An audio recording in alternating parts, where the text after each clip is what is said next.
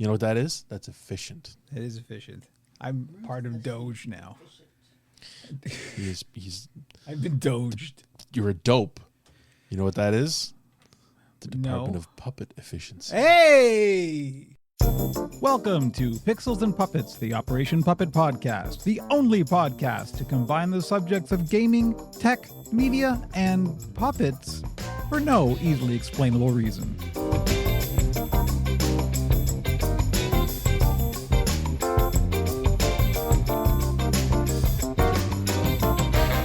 It's August 29th, 2025. You are the internet. I am Kevin Blades. My pronouns are he, him, and this is episode 9 of season 3 of Pixels and Puppets, the Operation Puppet podcast. Joining me is my co-host. His pronouns are he, him, is Andrew, aka Bat Phantom. Look, I've said it before, but let's just focus on, let's just think about the fact that it's August 29th, 2025. Yeah. Every once in a while, I just see these numbers and my brain just implodes. I mean, good. 2025. This is, again, we're hitting the old man part of the podcast early this week. We're getting it up. I mean, all I can see is that shot of Los Angeles 2019. Yeah, exactly. And that's all that happened. Roy Batty's long dead, man. Don't worry. They've committed to a series for Blade Runner 2099 for Amazon. Okay. So they'll spend some money on it. It'll look amazing. Sure. So, season 1 will be great. Yeah. And then that's it. Yeah. Okay. How you been, Andrew? Bro. Oh no. I don't know. Jeez. Yeah. That's not a good. Well, we ran into each other at the Canadian National Exhibition. We did, and I was shocked to see Kevin, but it was he directly reminded me we do this every year because he does live very close to the facility, so it's hard to not say let's go down after 5 p.m. and pay a lot less. One thing I will mention, the one thing I noticed as I came in to the X was the ticketing process that they have for the rides. So I was noticing that all of the rides... We should probably elucidate what the Canadian National Exhibition, or CNE, is for those who are unfamiliar with the CNE. If you're an American, it's a big-ass state fair. Yeah, it's a state fair that they do every year. There's a dedicated grounds to it, but it's like really, really big. Yeah, and the space in this lake shore of Toronto is dedicated for it annually, even though it's only 2 weeks plus 2 days, 2 weeks and a weekend every year. But it's known as the CNE grounds. Yeah. Anyway, they have midway rides. They have terrible business setups, terrible midway food. For everything you could imagine at a state fair is there. Yeah. And it's been literally going for like 100 and something years. It's like every year for... So the midway rides, we're too old to do midway rides anymore, which is fine. I was never into midway rides. I like them. Never. But what kills me is I hate fun, it turns out. No, that's fair. The ticketing system is what I want to mention really quickly here. I mean, we talk about enshittification, and it's always been shitty, I'm sure. Yeah. But carnies are ripe for enshittification. This is where new forms of enshittification are being born as 100%. We speak. So you have to buy tickets for the rides. And rides have different numbers of tickets. The average cost... I can smell the gotcha already. Right. So the average ticket cost for each of the rides coming in, at least, there were 8 tickets. I'm sure there was at least one that I found that was 10 tickets. So I'm sure the big-ass Ferris wheel is probably 10 tickets. So it was 8 tickets seemed to be the average. If you were to purchase tickets, package prices, for $10... Guess how many tickets you get? 5. 14. Okay. Average ticket cost is 8 tickets. Sure. And they're selling you 14 tickets for $10. Uh-huh. So you go on the one ride and you're like, oh shit, I can't go on another ride. I'm assuming there was also... This is just absolute dark pattern pricing. Oh, 100%. So 14 tickets are $10. 58 tickets are $30. You're going to make sure that no matter how much you spend, you don't have quite enough to do an equal number of things. 136 tickets are $60. It's the hot dog bun problem. Yeah, no, it is. It is. is. But it's also the gotcha system. Yeah. Where the bundle will not get you to the best bundle you value. want. Yeah. So the best value in the end is the wristband, which is $55. For $55, you can ride all of the rides, no ticket bullshit. Yeah. So most people look at all the, and you talk about math. I mean, 14 tickets, 58 tickets, and 138 tickets, and 8 tickets a ride. What the fuck are you asking people to do here? That's just mean. That's a marketer's dream, right there. And then the other kick in the nuts. What else do they offer? Express access for $25. So if you pay an additional $25, you get to go to the express line. We live in feudalism. This is not a goddamn amusement park, you know. Like they act like it's fucking Wonderland. It's literally just to get bumped to the front of the Tilt-A-Whirl line.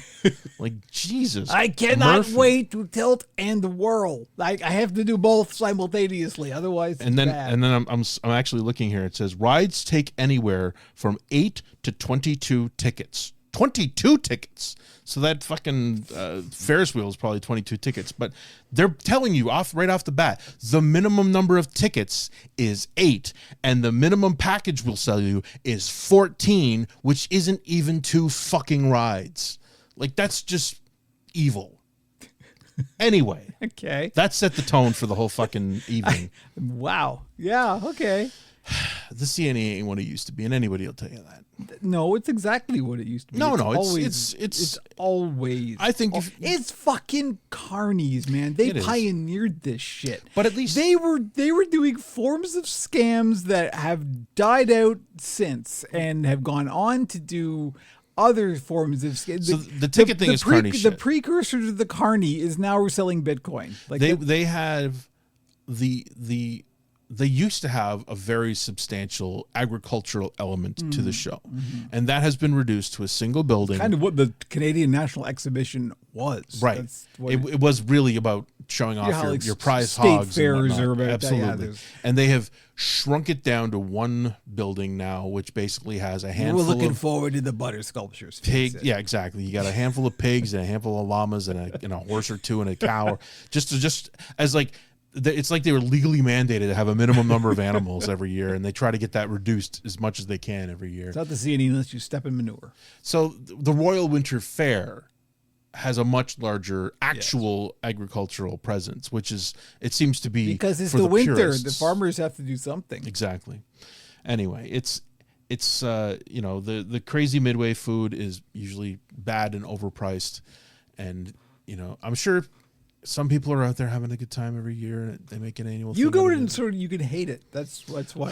I go in hope, I guess, that they'll have something like the legendary deep fried fudge that they had years ago. That God bless you, purveyor of deep fried fudge, wherever you are today. But whatever it was, I guess he couldn't make the scratch to justify coming back. Fudge don't Nobody come else. cheap. It's like 3 slices for $25, I think is what they were charging. I don't think it was $25 a slice, but it was basically just like, oh, fudge, are you fucking serious? Bro, no. So, look. CNE. Anyway, we ran into each other, which was amusing. We did. We both thought it was Thursday, and therefore we would see each other tomorrow, when in fact it was Wednesday, and we wouldn't. So yeah, time has no meaning. What is time? Okay. Wow. I don't even know how to pivot to this. This is a pivot. Do it. Okay.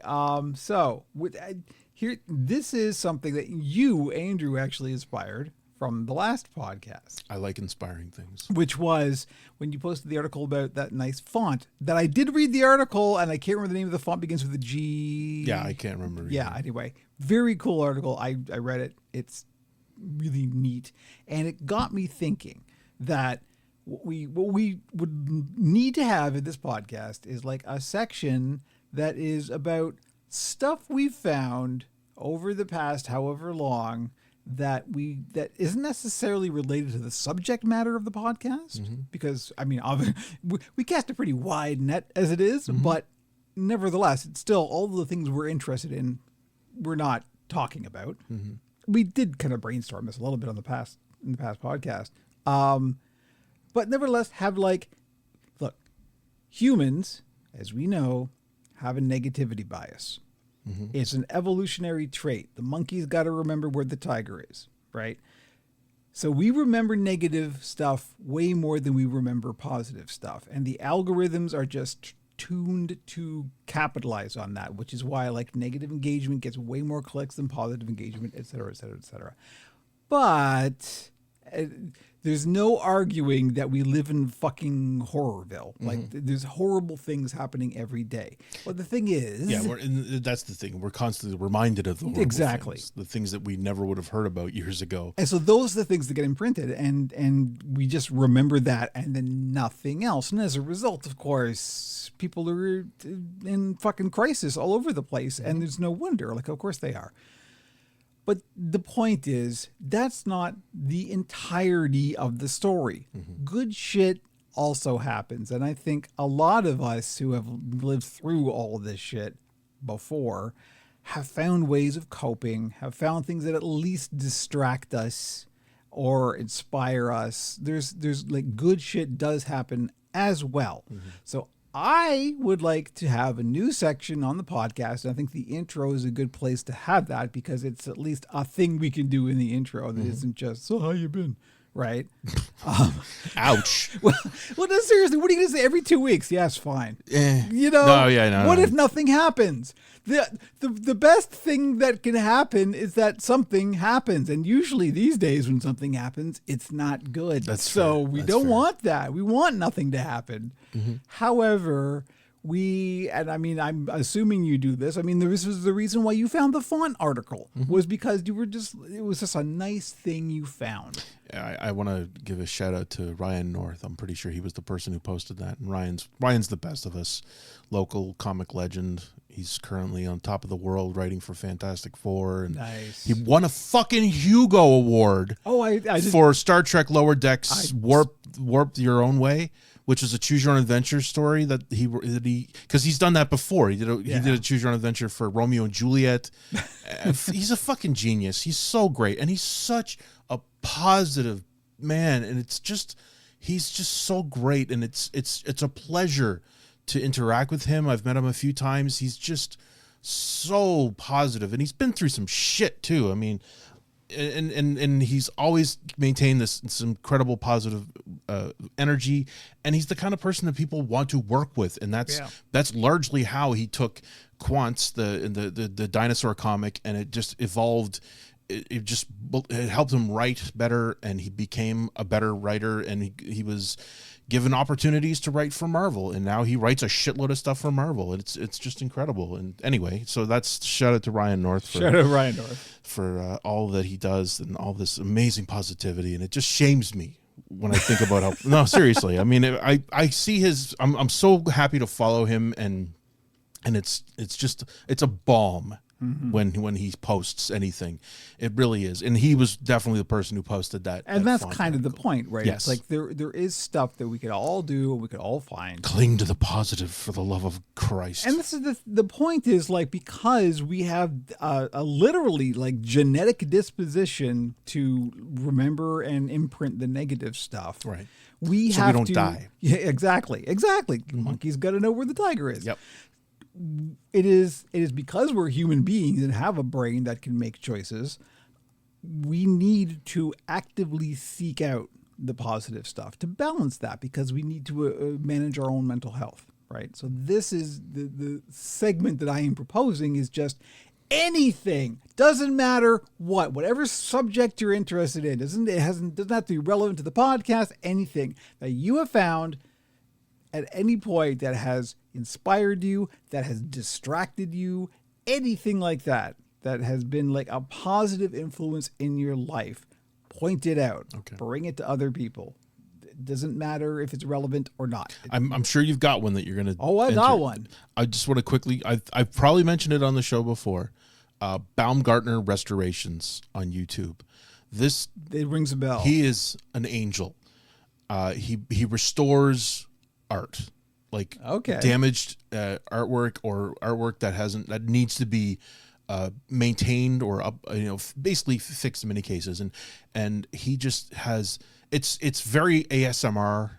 He's got a beautiful calm voice, and he calmly explains everything that he's doing. The Bob Ross of. Oh my God, it's so good, and he explains in very simple terms what he's doing, but he's not teaching you like an idiot. He's using the terminology for what he's working on. He's restoring art. Yeah, and it's like high end shit, like really beautiful artwork from the 1700s, and like real stuff. And it's just the most tremendous stuff. This most recent video, it was a portrait of a woman, and the tear was like right across her eyes, basically. And he was just able to very simply put it back together, and he explains his methodologies, and it's just so beautiful and life affirming to watch the process where he brings these paintings back to life. Like in most cases, these paintings were restored poorly decades ago by people who may have had good intentions but had no clue what they were actually doing. It did more damage than good. Sure. And he's got the tools and the skill set and the resources. This is the thing, is like he's got this big ass heating table that he uses, and it's just, once you watch a couple of them and you start to recognize the motions, you're like, oh, he's going for the heating table. Oh, he's getting the weird stuff out. And it's just it is a bomb. So I will Baumgartner Restorations on YouTube. Do add it to the show notes. I will. Yeah. That is it reminds me of like Adrian's Digital Basement, which everybody who's into retro computing knows about. That for me is kind of what that is, because like I don't understand almost all of what Adrian's talking about, but what Adrian does is he works on and fixes vintage computers. Mm-hmm. I watch a lot of those. And again, it's a healing process, right? Like when he finally, after maybe like 3 or 4 videos, gets to the bottom of the thing and fixes it, in that moment where he triumphs, that is unbelievably healing. And that's kind of the point, is this stuff exists and we have to consciously seek it out. Yep.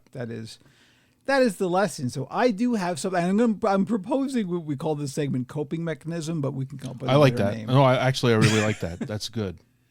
Okay, so I'm gonna bring the first official coping mechanism here, because this is something that I found actually in the past 4 weeks, but who's counting? Because it took me until the past 2 weeks to find this part of it and sort of complete the circuit. So I actually have a little intro for this. I'm gonna hit a button. I'm gonna play a little piece of music. Beautiful. I'm gonna actually turn it down because it's recorded quite loud. This one, and then we'll lead into this. Don't worry, it's only a few bars, so it's not legally actionable. Mm-hmm. So okay, here we go.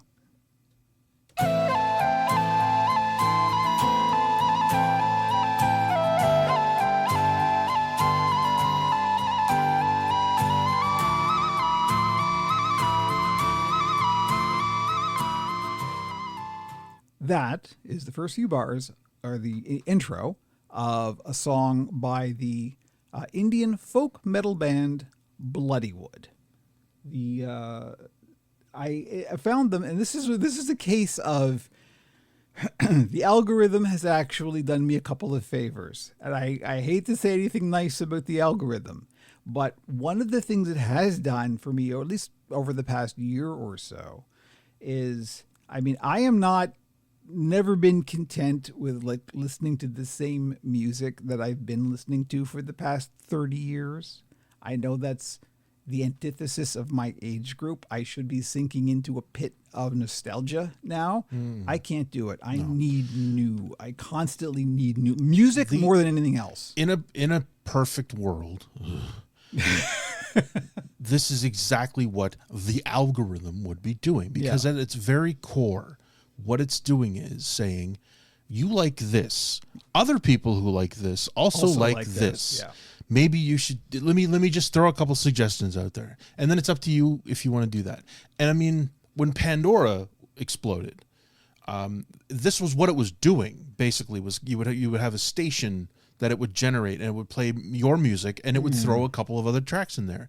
And it was really, really good. I didn't use it myself, but I know that a lot of people went, holy shit, that was really good. What was that? And then you would go back and find out, and you would discover new music that way. I think music is a unique thing that actually works well for that method. That's the thing, right? Because what kind of a negative engagement are you going to have? You're either going to like it or not, right? Like that's. But they ruined the purity of it because they had to start injecting shit into it based on advertising and whatnot, and that poisoned the whole system. But yeah, but in this case, you discovered Bloody Wood because of your passion, I assume, for Kim Dracula. Well, this is the thing. Over the past year, I've just like, this is how I found, and it's funny because it's always post podcast as I'm waiting for the file transfer, and I've probably had one too many drinks, and I'm just kind of like chilling, sinking into the rosy alcoholic the old vapors. social lubricant kind of a thing. And I'm just waiting for a big file to transfer over the network, and I'm just clicking on YouTube, and a thing comes up, and I'm like, well, normally my waking brain, my non-alcohol infused brain would go, don't click on that. But, you know, the shields are down. So I click on it. This is how I found Kim Dracula. Because of Kim Dracula, I found Scene Queen. Because of Scene Queen, there's a whole rabbit hole that I've gone down of new music that I absolutely fucking love because of this. And the latest discovery is Bloody Wood. Now, my history with heavy metal is long and complicated. I've loved various forms of heavy metal since I was a little kid. So it's a long thing. I've had periods where I've been more interested and less interested, but overall I've always been metal, if not metal, then metal adjacent. And it's part of your DNA. It is definitely part of my DNA. I mean, the very first cassette tape I ever purchased was Black Sabbath Paranoid. Like that's, you know, it's in there. I went through a period a few years ago where I was really into folk metal. Like Fintroll, Ensiferum, Corpiclani, big time. Cause it's like, you know, if the Hobbits made heavy metal, this would be what it was. And I just was so totally into it. Now, one of the problems, of course, with heavy metal up until the recent era has been that it's been kind of a haven for white supremacy.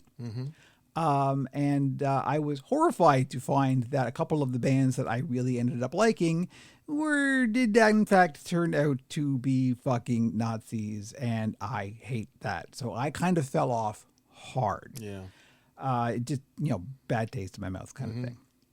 And then when I found Kim Dracula, who is like probably not a Nazi. I'm guessing the non-binary fellow who does this weird fusion of, you know, metal and metalcore and hip hop and pop and just, again, it's all part of the younger generation who have intentionally breaking the stereotypes of the past. That is where we are now in every music genre, not just metal, but everything. The genres don't exist anymore. It's not even a thing. And the younger musicians are intentionally going there, are like erasing these lines. And I am so fucking here for it. I mean, because if anything, I mean, you know me, I am not a stereotypical anything. Any stereotype comes along, I'm going to push against it. And so the music that I am into are the things that push against that. Bloody Wood is a very good example of pushing against all of those stereotypes. So they are from India, which is, as you can probably surmise, not a huge heavy metal country. But nevertheless, they were, you know, really into metal. And I came across the video because it kept getting suggested to me, and I kept ignoring it because I thought, oh, folk metal, I can't go down that road again.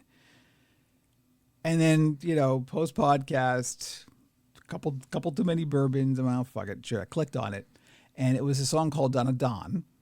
And as I'm listening to it, I'm like, holy fuck, this is really good, like really, really heavy. And there's a lot of hip hop stuff mixed into it. And it's just really powerful. And then I'm listening because part of the lyrics are in, I think, Hindi. I can't remember. I know there's a couple of languages that they use, one of them English, but the rap lyrics are always in English. And so as I'm listening to the rap lyrics, I'm like, hang on. And I start, because they do a transcription of all of their lyrics on the videos. Yeah. Which is helpful. Yeah. And I'm like, this is an anti-rape culture song. Oh, there's Bollywood dancers in it, and the lead dancer is stylized as Kali. The reductive way of saying it is the Hindu goddess of death. There's a whole, that's not really accurate, but I'm not even going to get into that. I do know a little bit about Hinduism, but, so I'm like, oh, this is, hang on. And so I started, you know, listening to more of their music, and it was just fucking phenomenal. Got into them right away. And you know, their music is some of the best heavy metal that I have ever heard. They are so good. And then one day, as I was sitting down doing my daily work, building puppets, I started looking through their actual YouTube channel. And it turns out there was this documentary that they shot 5, almost 6 years ago, about when I started Operation Puppet, funnily enough. In the before times. Yes, just before the pandemic. It's an 1.5 hour long documentary about how they got together and then them doing their first European tour. And the reason I played that song, the intro to that song, is called Givare, which translates roughly as To the Brave Ones.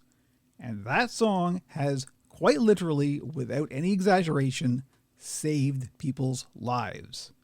I'm not going to spoil why, because if I start talking about it, I will in fact choke up, and I'm trying to avoid crying during the podcast, which is not easy when you're talking about stuff like this, because I sat down and I watched the documentary, and I intended to have it on as like a thing in the background that I'm just like, okay, I'm sewing, it's just on. And it was one of those things that every time something would happen, I would look up and I just put my work down and stared at the screen. Their story is so inspiring and uplifting and wholesome, and they work hard and they are mad about the right things and they do the right things. There's this beautiful moment where, because they didn't know if any of this would work.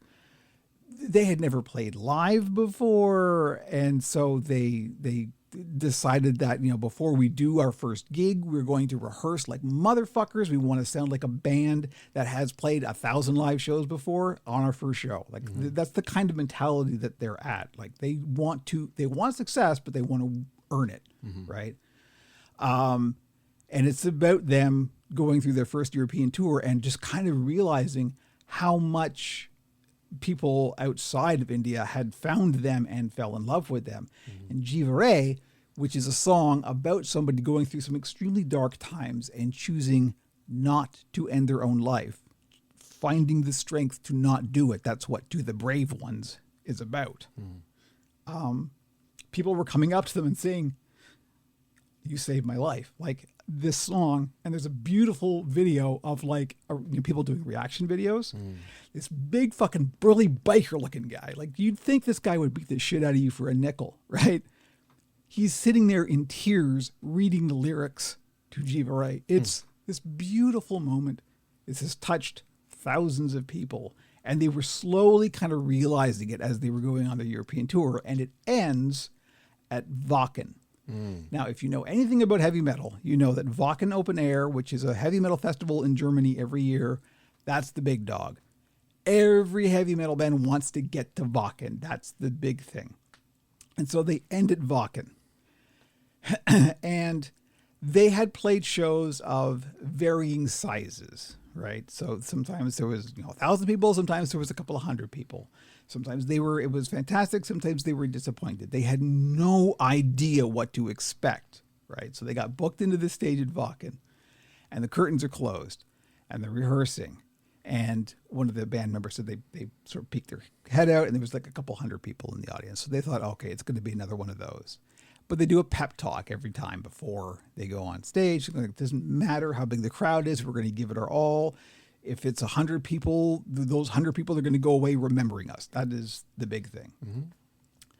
And then before the curtain opens, they do like a little intro to one of their songs.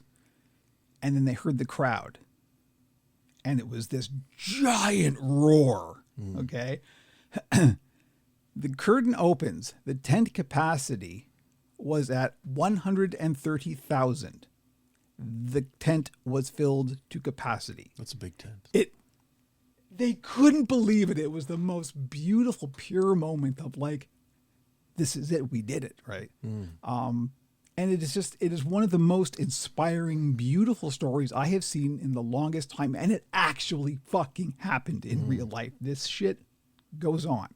So please do go watch the documentary. It is called Raj Against the Machine, which is just Gotta have the puns. Chef's kiss. Thank you so much. And if you are even remotely inclined to like heavy metal, please give Bloodywood a listen because they are so worth it.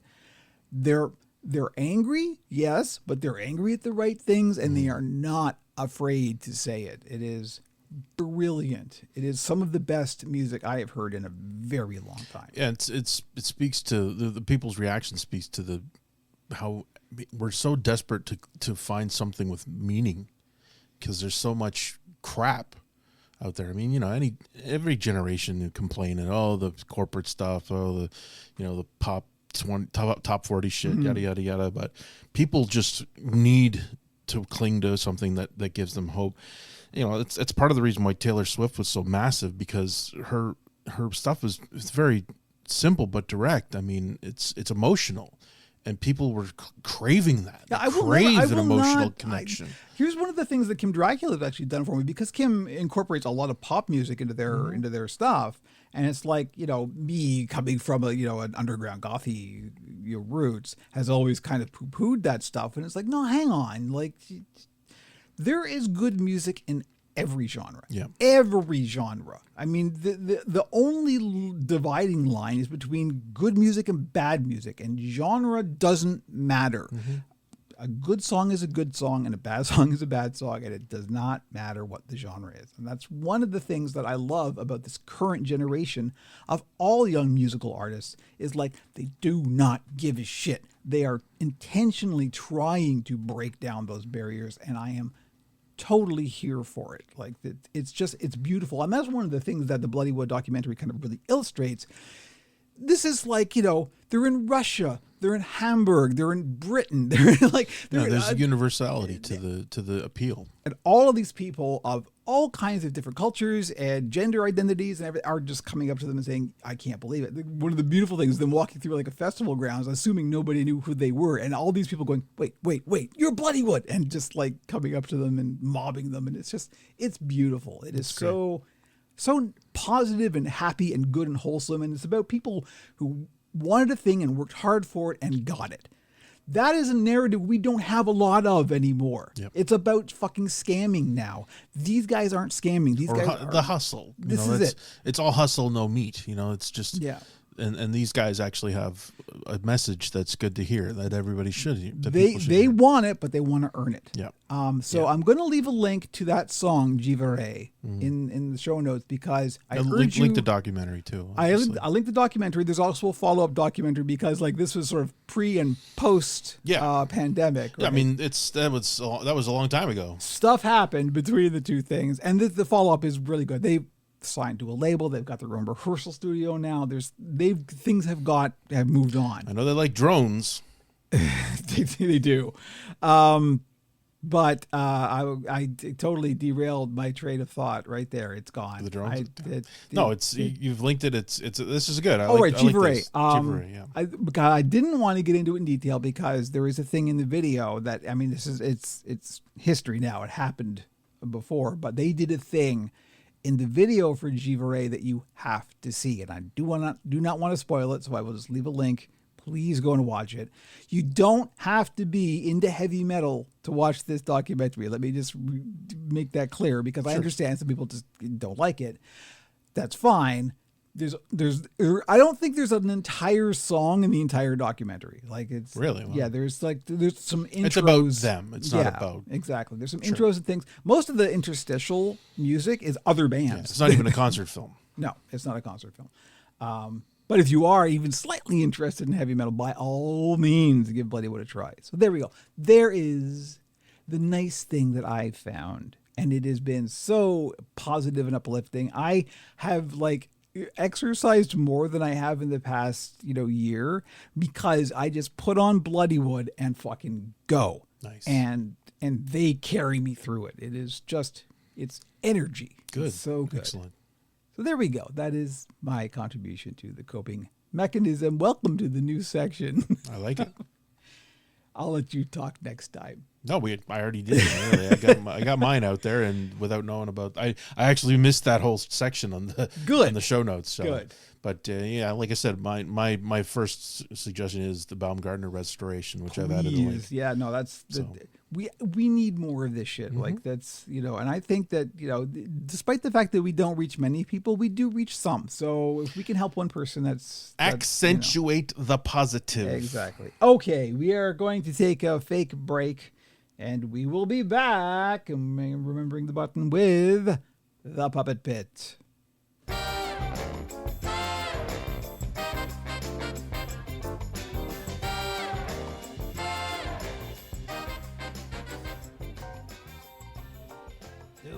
You have entered an alternate dimension, a dimension of fleece and fur, of foam and industrial adhesives, so I hope you have good ventilation. A signpost up ahead.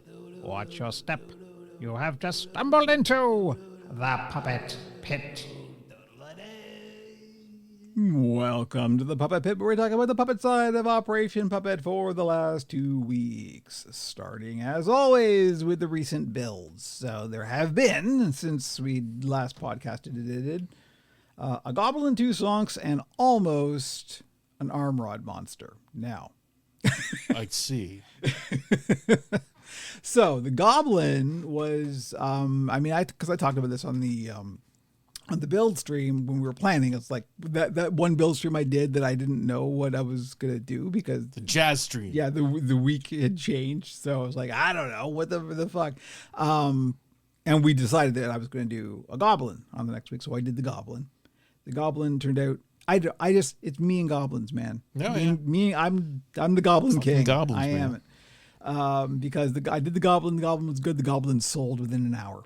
It was just gone. To an existing client, one of my, I think, 3 existing clients in Germany. Excellent. Which was very nice. The Germans love the puppets. The Germans love puppets, and they love the goblins, the kobolds.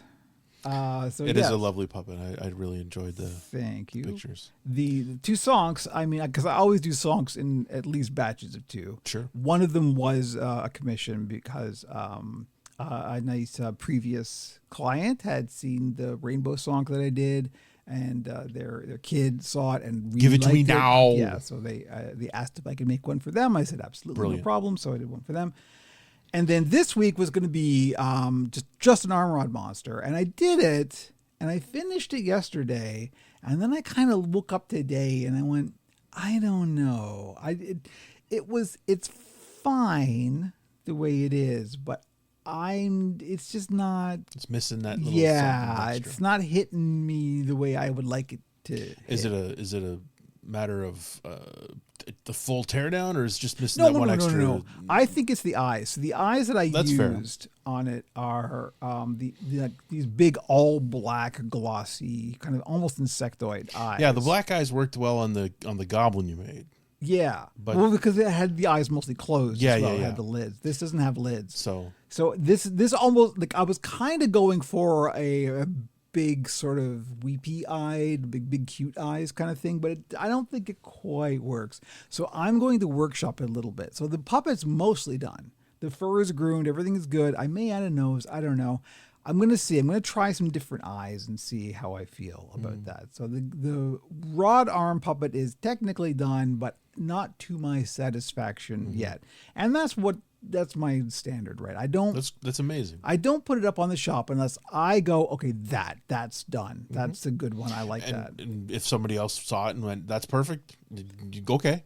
Well, yeah, that's the thing. Like this has to speak to you at this stage. I get it to good enough, but that for me isn't good enough. Yeah. Like I have to get it. I can get it to a stage where it's like, yeah, somebody will buy this, but that's not good enough. Yeah, I mean, you could be chasing the perfection a lot of these too. But, yeah, and like you said, it was the eyes, and you've clearly focused on that, and that's something you're going to address, and then it'll be ready for the shop. I'm sure it'll be fine.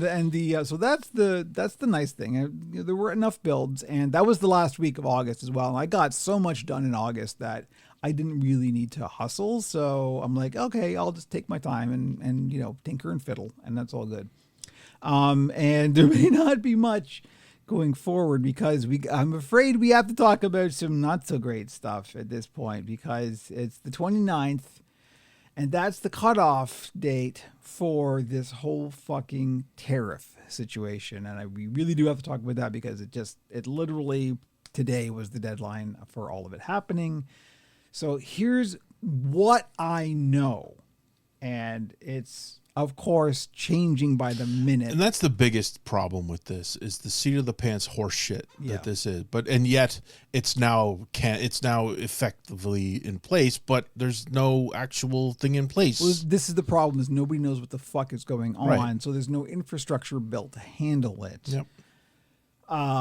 Okay, so as of right now, what the situation is, and this hasn't been rescinded since he last changed his mind, so that's why it's stuck. Yeah. Is that everything, no matter what. So, okay, what this situation was previously was that there was, I can't remember what the Latin term is. De minimis. De minimis. Yeah, that's it. Was like anything under 800 or 900, I can't remember 800. which, 800 was not subject to tariffs. Right. Well, guess what? Now it is. Yep. And so everything, absolutely everything, no matter how small, that you sell from outside the U.S. that's being sent to the U.S. is getting subject to tariffs. Mm-hmm. The only difference is the percentage of tariffs depending on where it's coming from. Coming from Canada, it's 35%. 35%. So let's do the math, shall we? No.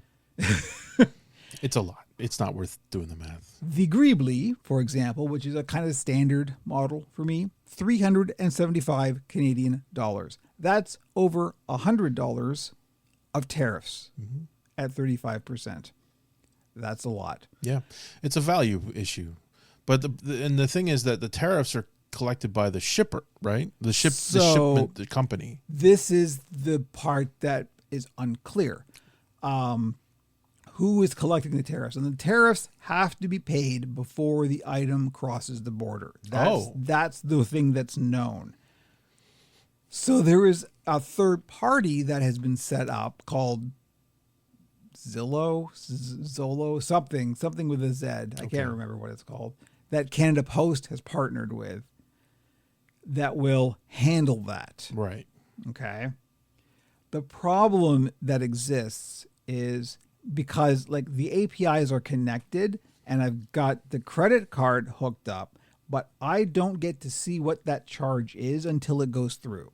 And the customer doesn't see what that charge is until it goes through. And that was always the problem, even before, when you would get something ordered and it came via DHL. Yeah. Then they were going to charge $20 just to look at it, and then they would decide whether or not there was duty on it.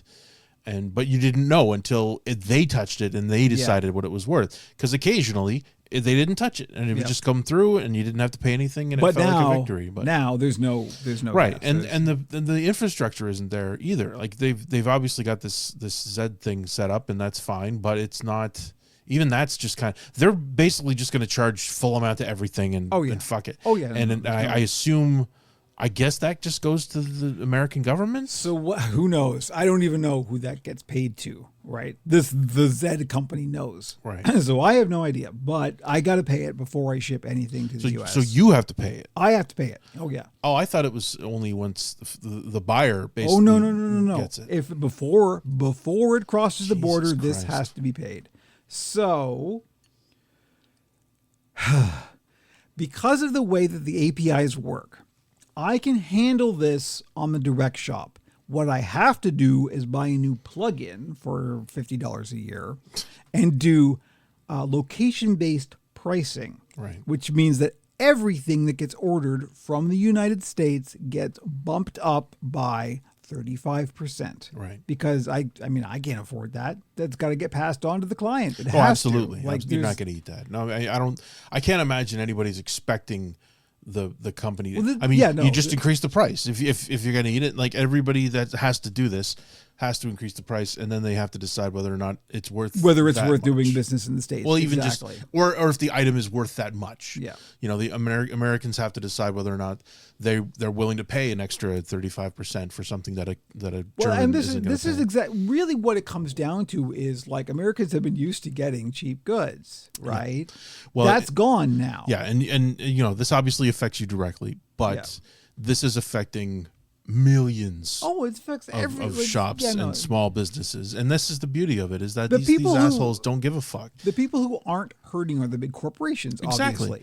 Exactly, and that this is it feels like it was designed expressly for that. These are the same people that talk about, entrepreneurs are so important to us, small business is so important to us. Also, go fuck yourself. We're going to give Amazon $1 billion because it's like, American small businesses. So like what happens is somebody who's within America is going to therefore opt for a non-foreign builder. Sure, I mean that makes sense.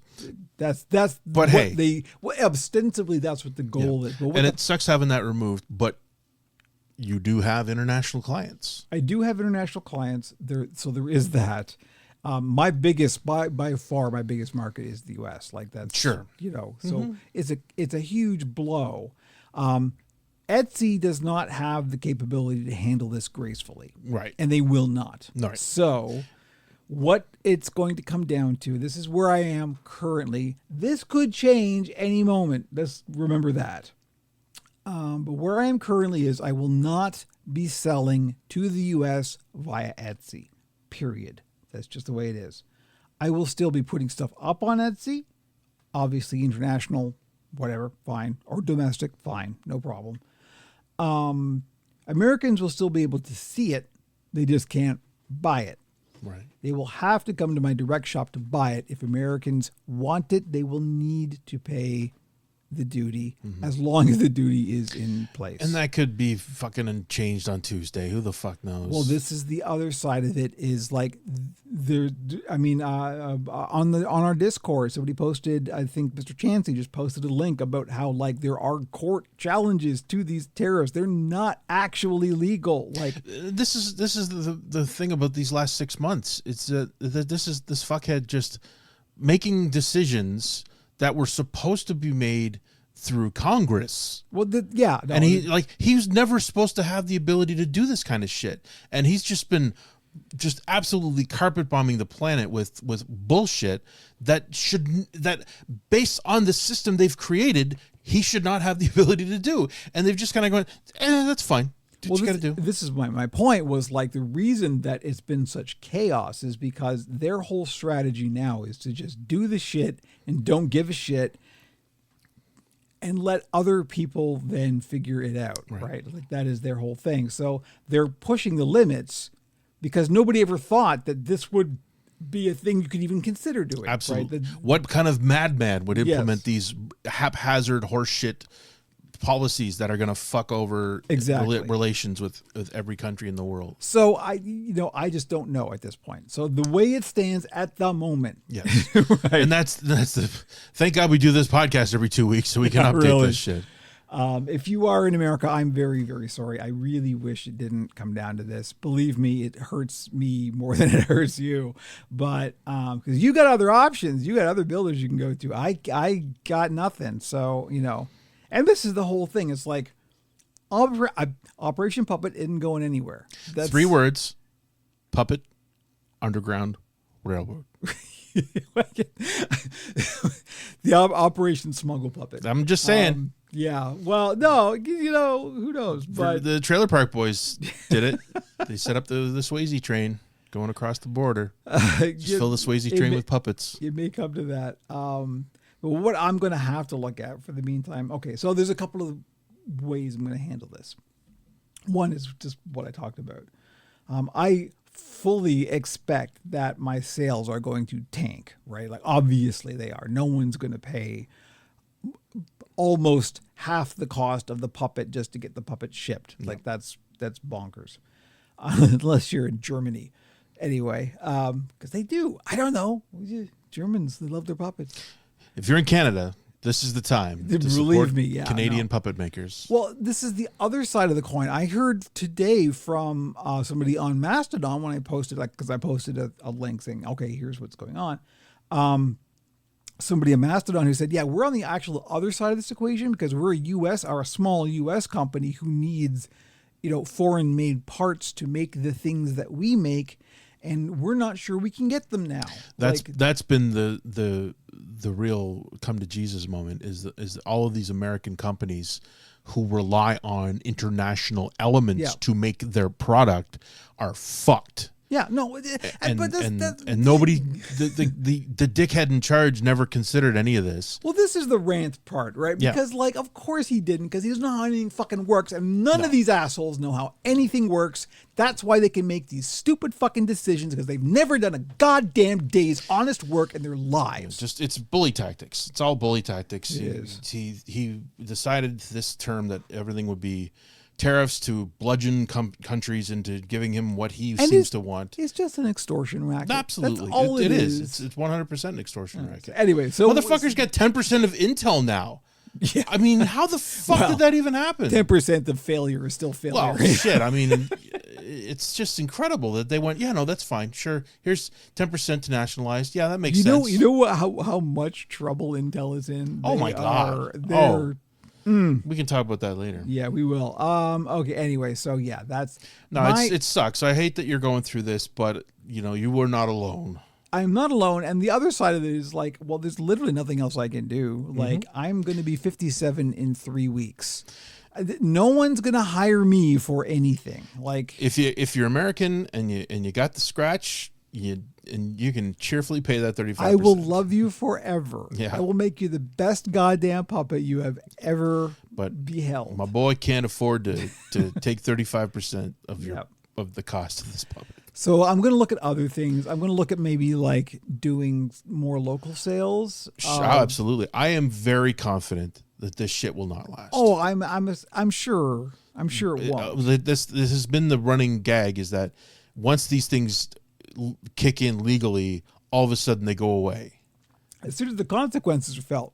Yeah. As soon as Americans can't get their cheap whatever, there's going to be a revolution. Then all of a sudden they go, you know what? Let's just we'll put a pin in that for 90 days. Go fuck yourself with this 90-day bump bullshit. That doesn't help anybody.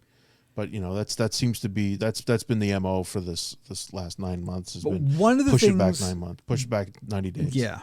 One of the things that's inspired me to do is kind of okay, one of the things I've wanted to do for a long time now is just get back to hashtag content.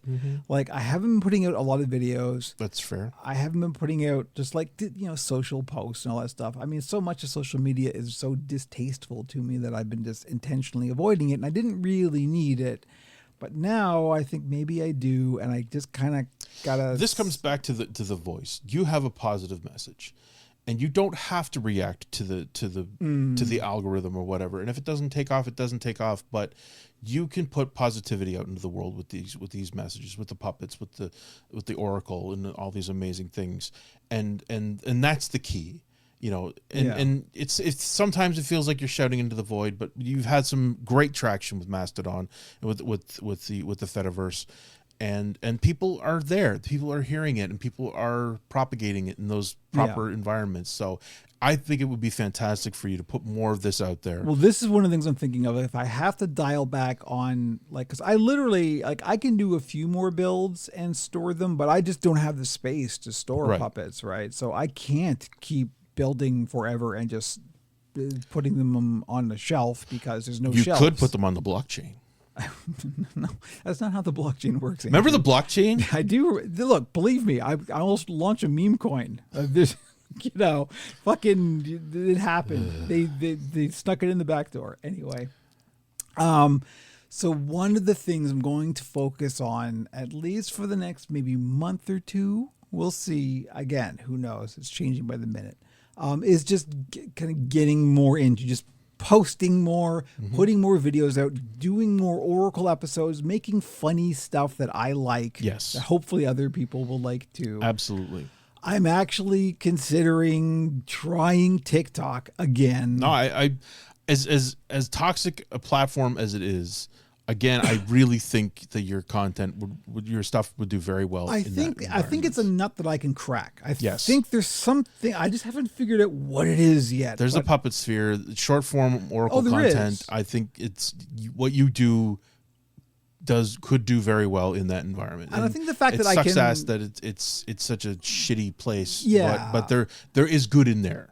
there is, and I mean, I know there is. I just look at, like, because I may be an old man, but a lot of the, like, people that I socialize with online are not, and I understand how the TikTok sphere kind of influences them in a positive way. Like, It's funny that one of the YouTube channels I really like is called Good Work. It's kind of a Daily Show style. Dan Toomey is the host of it, and it's meant to be like a shitty journalist talking about Bitcoin and stuff like that, business related materials. It's great. And in the video he just posted today was about the Hamptons, because he's based out of New York, and he did a story about the Hamptons and how people can't afford to live there anymore. Normal people to work there can't afford to live there. That was the core of it.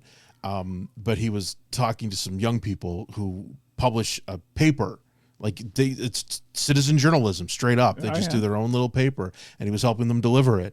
And then at the very end of the video, he's just walking down the street talking to these guys, and they're asking him about what he does, and he's like, "Oh, I do YouTube." And he's like, and they immediately shit on long form content. He's like, "Oh no, we're all about the short stuff now." And Dan's just like, okay. But that's it, right? We live in a medium where we like to breathe, we like to talk, we're okay with a 15-minute video and whatnot. But here's one of the things, what I keep coming back to is the fact that, like, with Frankie, for example, right, I can improv pretty good with Frankie, Mm-hmm. and, like, if I can just get some kind of back and forth going, sure, I can work with that. Even if Frankie just riffed on the news for 45 seconds a day, you'd be shocked how fast that would take off. Yeah. Well, this is it. Even if you went to the VTuber thing occasionally and just used that, and along with the puppet, or actually if you just did it with Frankie proper, and just did a brief thing every day or every 2 days, just talking about the latest bullshit, that could take off, because Frankie's such a great character, and it's you. And I think that could really get some traction on YouTube or on a TikTok. Fuck, see, this is never going to stop. Anyway, this is great. Yeah. So that's one of the things I'm thinking of. That'll be good. I think that'll be good for you as well. And it will also stretch the creative legs. I think it'll be refreshing, right? I've kind of been in a rut. I wanted to get back to the more kind of like production end of things, because I haven't been doing that.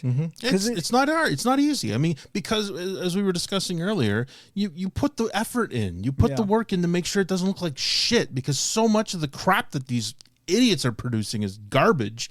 It's garbage quality, but it gets traction because of the core content, or because it's lowest common denominator lizard brain bullshit, but you put the work in, you make it look good, and there should be a reward for that. That's always been my challenge, the fact that I can't put out something that looks like crap. It's good. It's a good thing. That's compromise. You shouldn't compromise on that. What you do isn't over the top. That's the bottom line. You don't go to an extreme length. Like, there are a handful of creators that do insanely over the top production quality. You don't need that, but you do have to check your fucking green screening and whatever, and make sure that the things don't look like ass. Unless that's your thing. If you want to look at some of the creators I follow intentionally make their stuff look like ass, but it's so insane that it doesn't matter. If anything, it leans into it. Anyway, I think that's a good thing, though, for you to do more creatives in these dark times, in this transitional moment. Yeah, in this transitional moment, that's kind of what I'm leading into. So that is where we're at, basically. I don't know. Cut to Kevin in 3 months as Frankie. This spot's brought to you by NordVPN. NordVPN. You like mattresses? How about a mattress delivered to your home? ND is the best mattress on the internet. But you want to order it over a VPN, because if you order an ND mattress out of Mongolia, you'll get a much better deal. Last thing you need is a Mongolian mattress. Okay, anyway. My bad Frankie impression, but That's pretty good. We should make you a character. look, I can do it in New York. I got enough. I got it. I got a lot of New York shit. Frankie's got a whole family, man. Yeah, We could do this. Okay, anyway. Build streams. Wow. Hey. The next show note. This is going to be a long podcast. The next show note is build streams sort of continue. Yeah, so I didn't do one this week. I literally just woke up yesterday with the world's worst headache. Oh, I wouldn't say that. Your partner gets the world's worst. That's headaches. true. That's true. But I feel you. It was a really bad headache. Bad headaches. So and I just did not fill up the streaming. So I didn't do one Smart. yesterday. Did one the week before.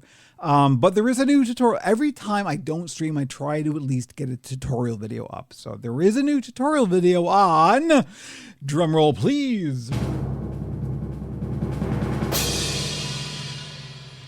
boning. And bone we will.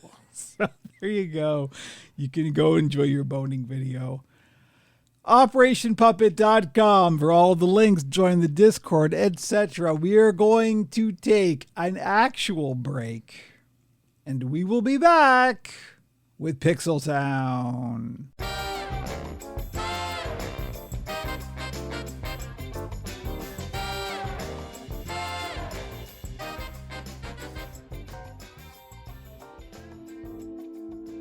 The sky above the port was the color of a YouTube video locked behind 17 unskippable ads.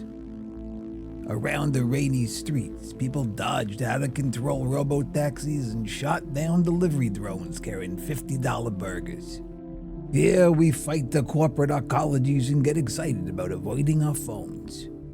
Welcome to the mean streets of Pixel Town.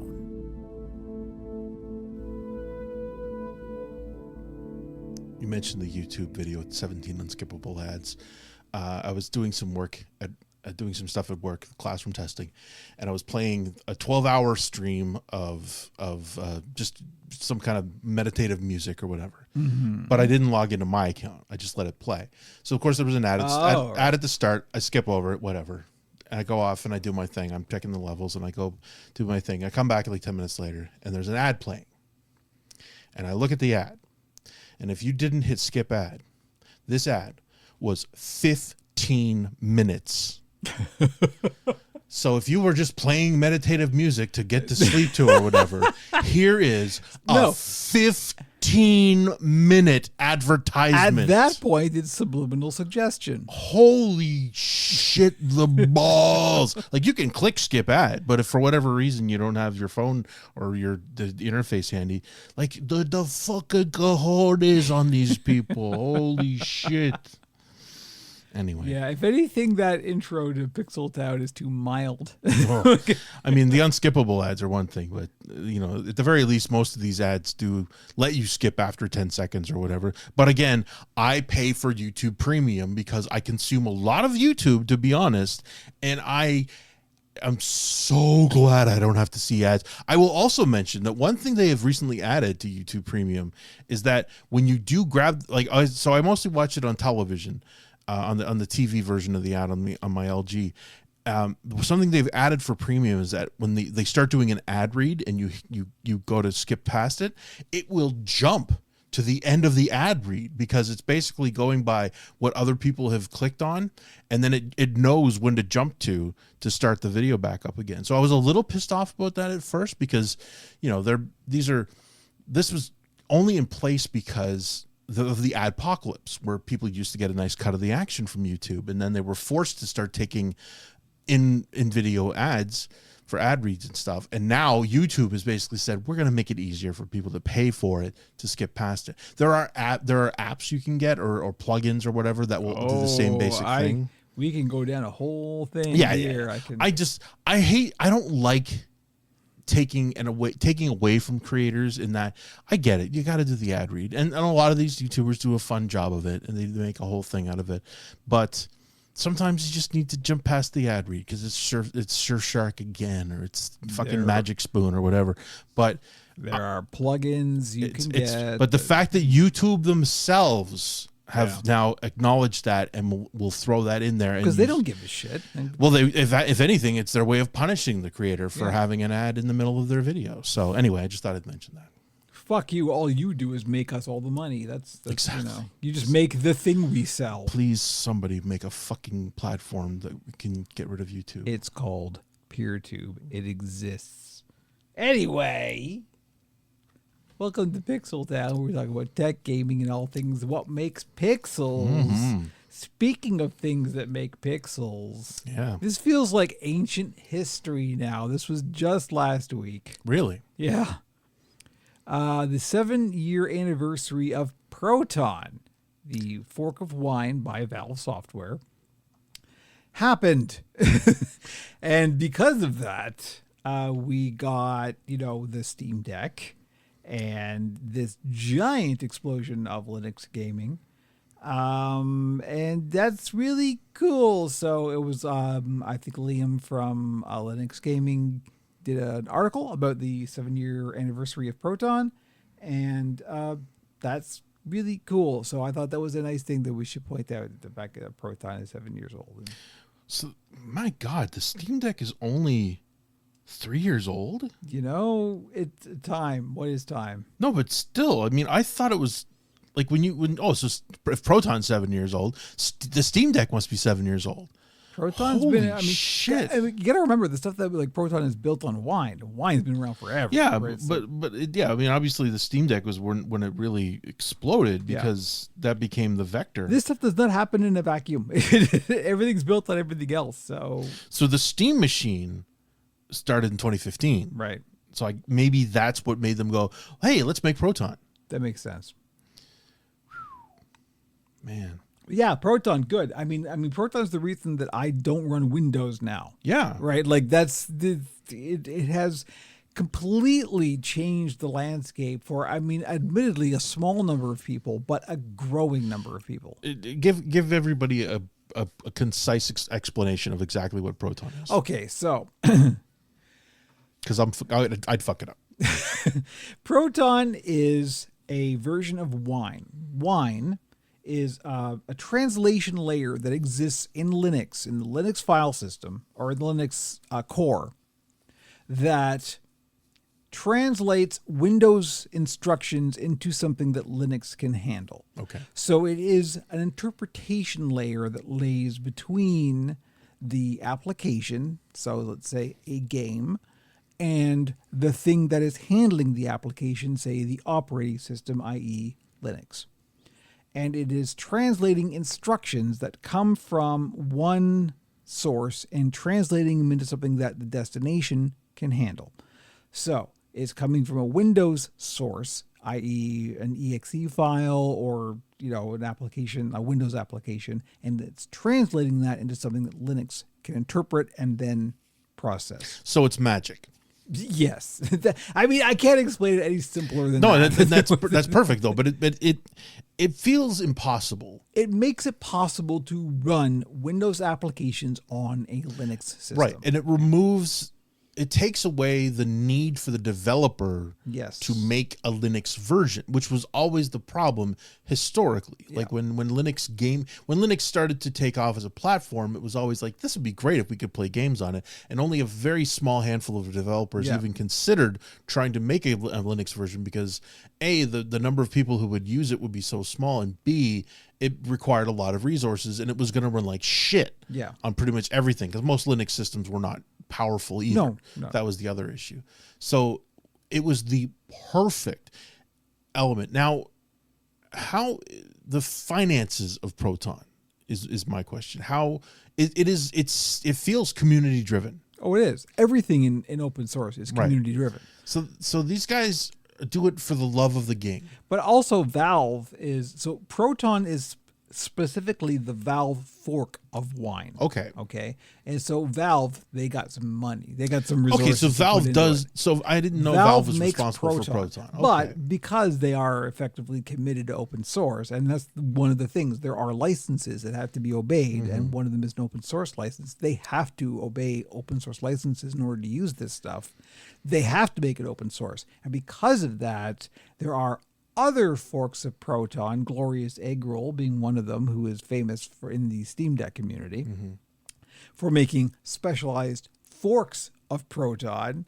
Again, there's forks of forks of forks. There's all kinds of forks. Yeah, and this is the danger of the Proton system, is that to the casual user, it can get very complex.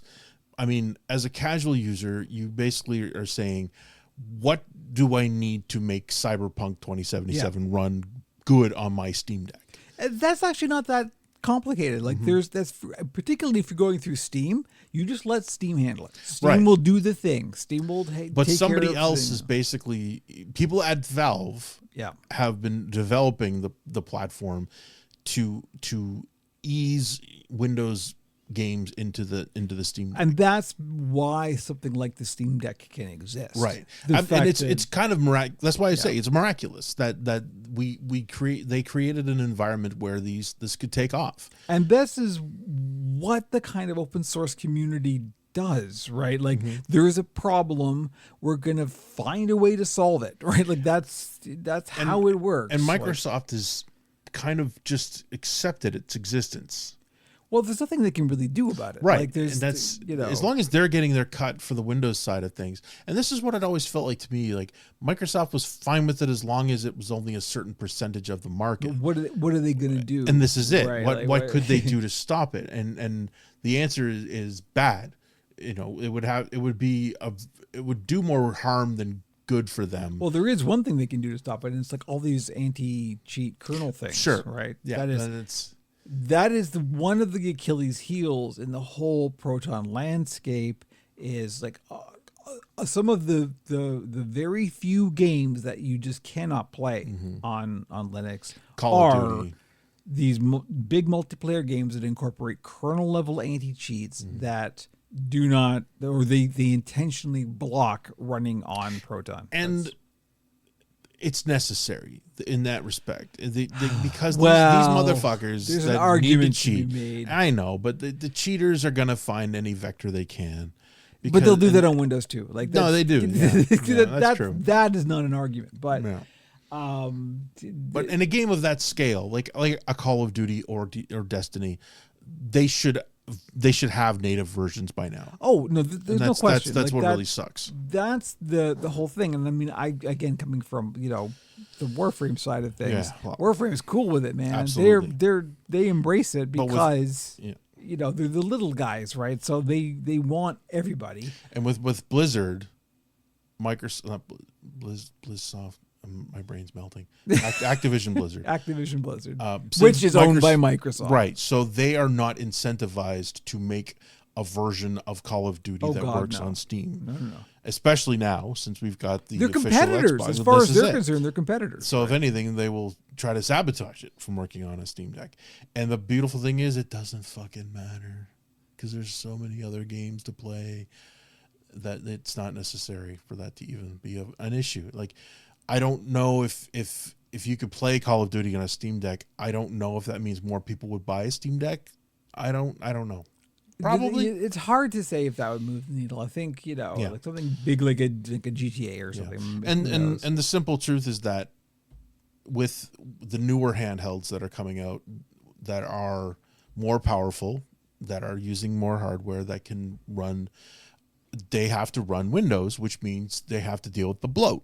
Yeah. Which means they have to be more powerful, which means they are ludicrously expensive. Well, again, there's a kind of a connected tree of like things that have to happen, right? Right. So to play Call of Duty on a handheld console requires an Xbox ROG Ally X or whatever the fuck it's called. I don't even know what the new one's being called, but The thing. and with the newest hardware from AMD, and it's going to cost you like $1,200, $1,500 to play it.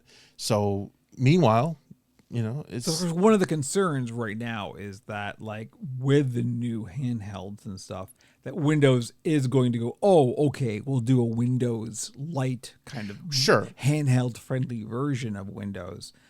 And what's that going to look like? but that should have happened decades ago. It should have, but you know, There was a Windows CE.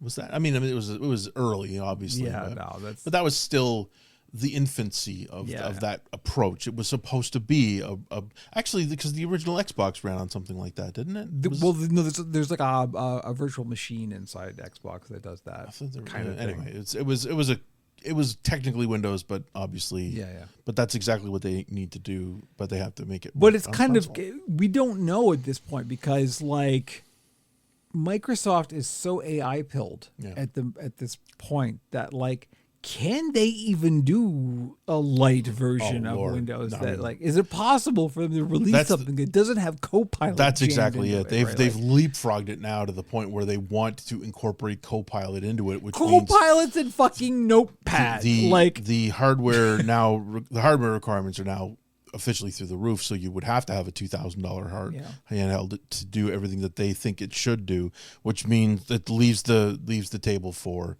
Steam. I will quickly mention there was a story that came out yesterday, I think, that suggested that Steam Deck is looking at a 2028 release for a sequel. I mean, that feels like bullshit, but it also, you know, the fact that they're saying, in 3 years we're going to release new hardware. That seems like a pretty safe bet, but sure. I mean, prediction that's almost certain to come true. Yeah, and it would be fine, because that would mean you can keep rocking that Steam Deck for another 3 years. Keep talking, Nostradamus. But and to come back to the whole point here, it's thanks to Proton. Yeah, it is a miracle. It is a miracle piece of hardware software that has done absolutely incredible things. I never thought it would happen. I don't even have to think about it anymore. Like, I don't worry about it. If there's just pick the experimental or whatever, and it'll probably run whatever you're trying to play. I don't even think about it. Like, whatever, I just install the game and run it. That's it. That's all I do. It knows what to do. And I mean, if you're still on the fence about handheld gaming, I mean, depending on what you want to play, most current titles will run quite happily, unless it's that truly alpha next bleeding edge shit, then it's not going to run very well, but you can still have a good time. Thank you Valve. Thank you Proton. It's still hard to believe that Valve is responsible for it. I honestly thought it was just a community thing, but obviously there's it being open source. There's a lot to it. Right? They don't talk about it a lot. It's there, and the people who know, but most people would never have heard of Proton or know what it is until they're like, hey, how do I get this game to work in Steam? And then somebody will say, oh, you got to get the new version of Proton or the other version of Proton, and then they realize, oh, there's another element here. Yep. Anyway, cheers to Proton. Cheers to Proton. Commodore is back? ? I don't even know what this is. So for years now, I've mentioned it several times on the show. You know, Jamie's a big Commodore 64 guy. Yeah, we need Jamie for this. Retro Recipes on YouTube, hosted by Perry Fractic, Christian Simpson. He's so passionate about Commodore. He made a lovely YouTube channel dedicated mostly to Commodore, but also to retro computing in general. And he's a British dude. He's got a beautiful voice. You know, he's obviously a voiceover kind of a guy. He's got a background in film. He worked on Star Wars and it was Phantom Menace. He was a stand-in. He was Ewan McGregor's stand-in in episode 2, but he had a screen. I don't think he had a speaking role, but he was in Phantom Menace. Anyway, he's got connections in the industry, and he started doing this lovely YouTube channel, which was, and it was. We keep coming back to the emotional core, and Perry Christian is so passionate about it, and his love for it, and he was able to channel that into this YouTube channel, and he the Commodore element was a big part of it. He also had a Knight Rider thing. He built he did a custom Tesla to make it run like Kit, but he did a whole series on it, and then he ended up turning it into a raffle, which was a fundraiser for a hospital in the UK. He's based out of Los Angeles. Anyway, Commodore's always been his go-to, and he's done a lot of work with other developers working on bringing Commodore back in other way, like proper hardware, updated hardware, new SID chips and stuff like that to make a new Commodore that's just like the original Commodore. But it was always like, geez, it sucks that Commodore is owned by this weird European company that just kind of licenses it out and doesn't really know what to do with it.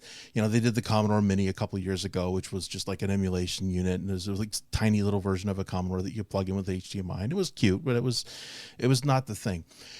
And he always had a vision of it wasn't just a simple matter of bringing back the hardware. He wanted to bring back the ethos of Commodore and the simplicity of that hardware and that world, and remove it from the modern technology and all of the apps in that mindset, and just focus on the simple joys of programming and what you could do with it. And this drove him.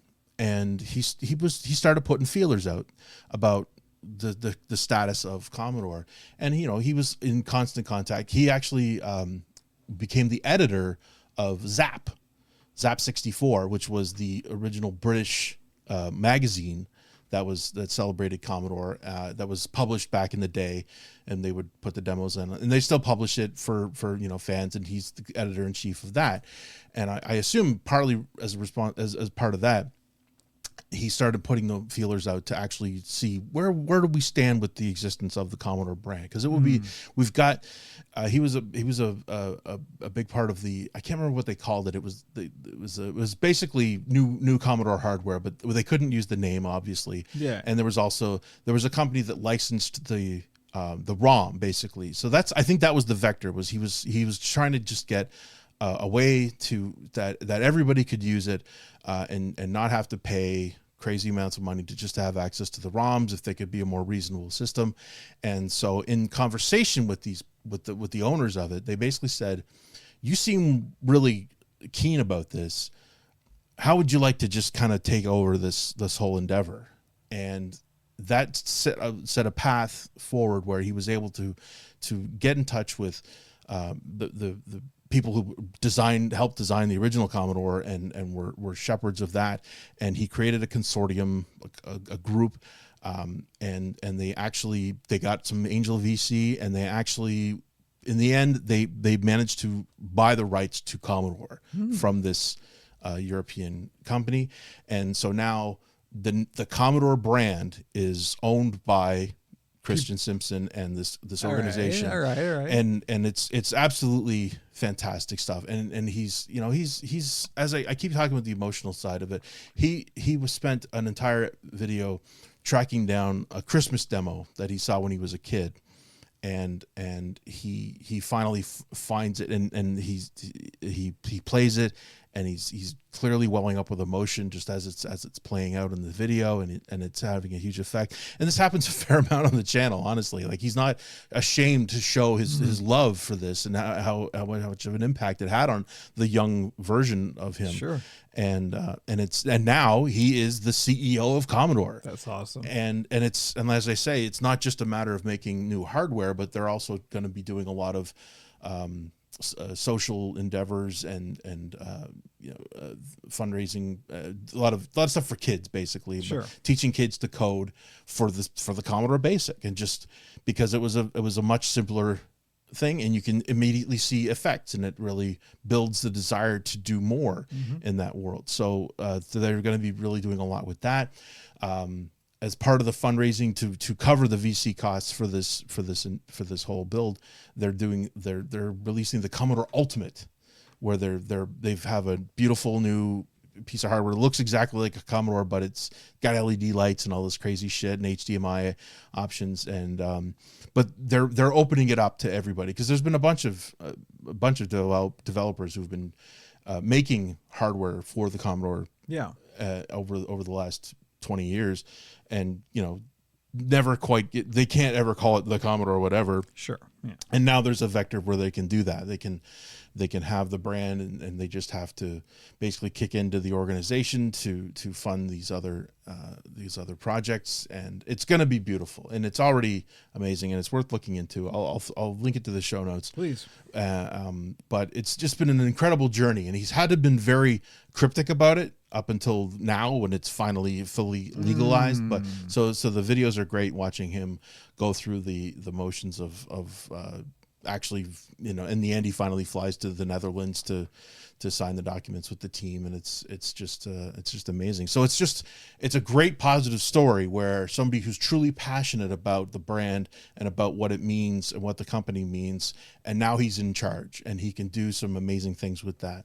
So it's great to see good people get rewarded for their passion in this space. So it'll be great to see what happens with the Commodore now that it's in the hands of people who love Commodore and want it to succeed, instead of saying, "Oh, here's a brand we can leverage for nostalgia." Yeah, unlike Atari. Well, exactly. This is literally the opposite of what happened with Atari.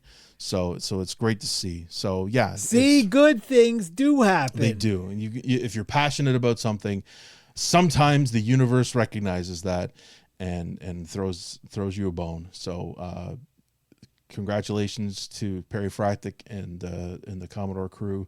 Absolutely. And you should definitely watch those videos. We will link the channel. Yeah, so it's nice. It's a good story. So how do we pivot to this? Say, well, we don't really need to go into this very much because it really is old news because it's last week. Mm-hmm. Is the tide finally turning for AI bullshit? Oh, never mind. The scammers are already on to quantum whatever. So yeah. Last week there was like a whole bunch of news stories. I think the projections came in below target for NVIDIA and OpenAI and all this stuff. And people were going, oh, finally the bubble is bursting. The narrative is changing. I think it is. There has been a subtle shift. I will go with you on that. Well, and that's the beauty of it is that the first thing to happen is Meta has restructured. Yeah. They've put it into like 4 silos, but they let a couple people go, and other companies at the top are starting to go, yeah, maybe let's walk it back a bit. And investors are starting to go, what the fuck are you doing? What's happening? What are you? And there's a very good chance that this is all going to fucking pop. There's something in the wind. The panic. I don't think that it's going to be a bubble burst like everybody thinks there is. I think it's going to be a gradual dismantling, but things do seem to have shifted. I think we've crested the wave. I don't want to get into it, but the big news story this week was the lawsuit from the family whose son killed himself because of the conversation he was having with ChatGPT. There's more than one of those stories. But that one, the details of that one, holy fuck.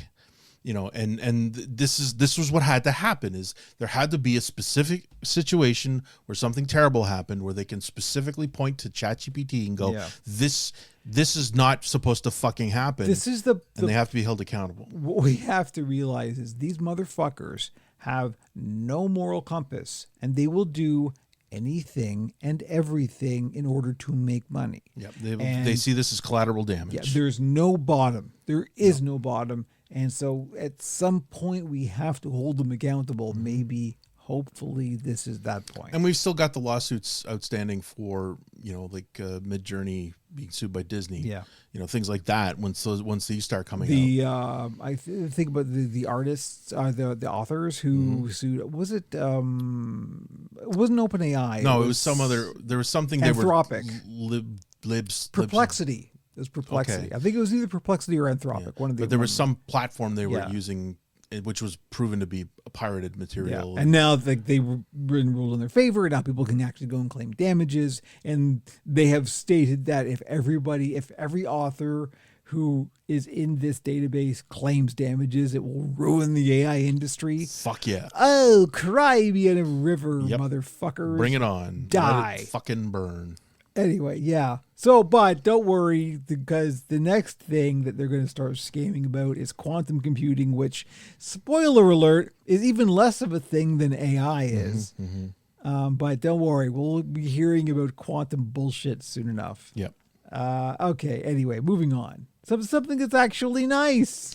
This is incredible. There's more than one nice thing. You know what? I'm not gonna lie. We have tried to find more positive stuff to put in here because as we've said, there's a lot of shit, and we're trying to find the good stuff when we can. Now, this echoes John Oliver's thing, which he has done before. So the Toxic Avenger remake is in theaters now. I believe it actually opened on Friday. It's not going to get a big release. Yeah. It almost didn't get released. The film itself was, for whatever reason, they were going to bury it for no, despite the fact that it had screened at some festivals and was extremely positively reviewed. It's got Elijah Wood. Peter Dinklage plays the Toxic Avenger. It's very over the top gore, but fun as hell. Yeah. It's supposed to be an excellent film in that genre. And so to advertise it, they decided to, rather than do the normal ad campaign, they bought medical debt. They straight up bought they bought $5 million in medical debt. And they have pledged that for every $1 million that the film makes this weekend, they will buy another $1 million of debt to eat. I mean, what the hell? That's amazing. That's so great. It would be great if more organizations did stuff like this, but it's a goof, but it's a goof that changes lives. Yeah, no, if you're gonna goof this way. Yeah, right? As I say, John Oliver did something very similar last year, I think, and it was great. It was a great gesture, and what's insane is how cheap it is. It's like pennies on the dollar because it was designed to be bought by credit companies to go after debtors, and instead, why don't good people buy them and just fucking eat them when you've got the money? And John Oliver spent Warner Brothers money to business daddy, as he likes to call him, and ate some medical debt for people. And so these filmmakers are doing the same thing, which is fantastic. So go see the Toxic Avenger. Yeah. and help support destroying medical debt. I mean, obviously in Canada it's less of an issue, but every little bit helps. It does. All right. This is wild. I don't even know where to start with this one. So, Gamers Nexus, you may have heard of them. They're one of the biggest YouTube channels ever. Did this amazing, I must say, 3-hour documentary. I repeat, 3-hour documentary on GPU smuggling and the AI market between North America and China. Mm-hmm. It was remarkable. I put it on as a thing to have on in the background, expecting to get through it maybe in bits and pieces. Mm-hmm. I watched the whole thing all the way through in one sitting. It was that gripping. We were going to talk about that, but now we can't because, well, we will eventually. We can.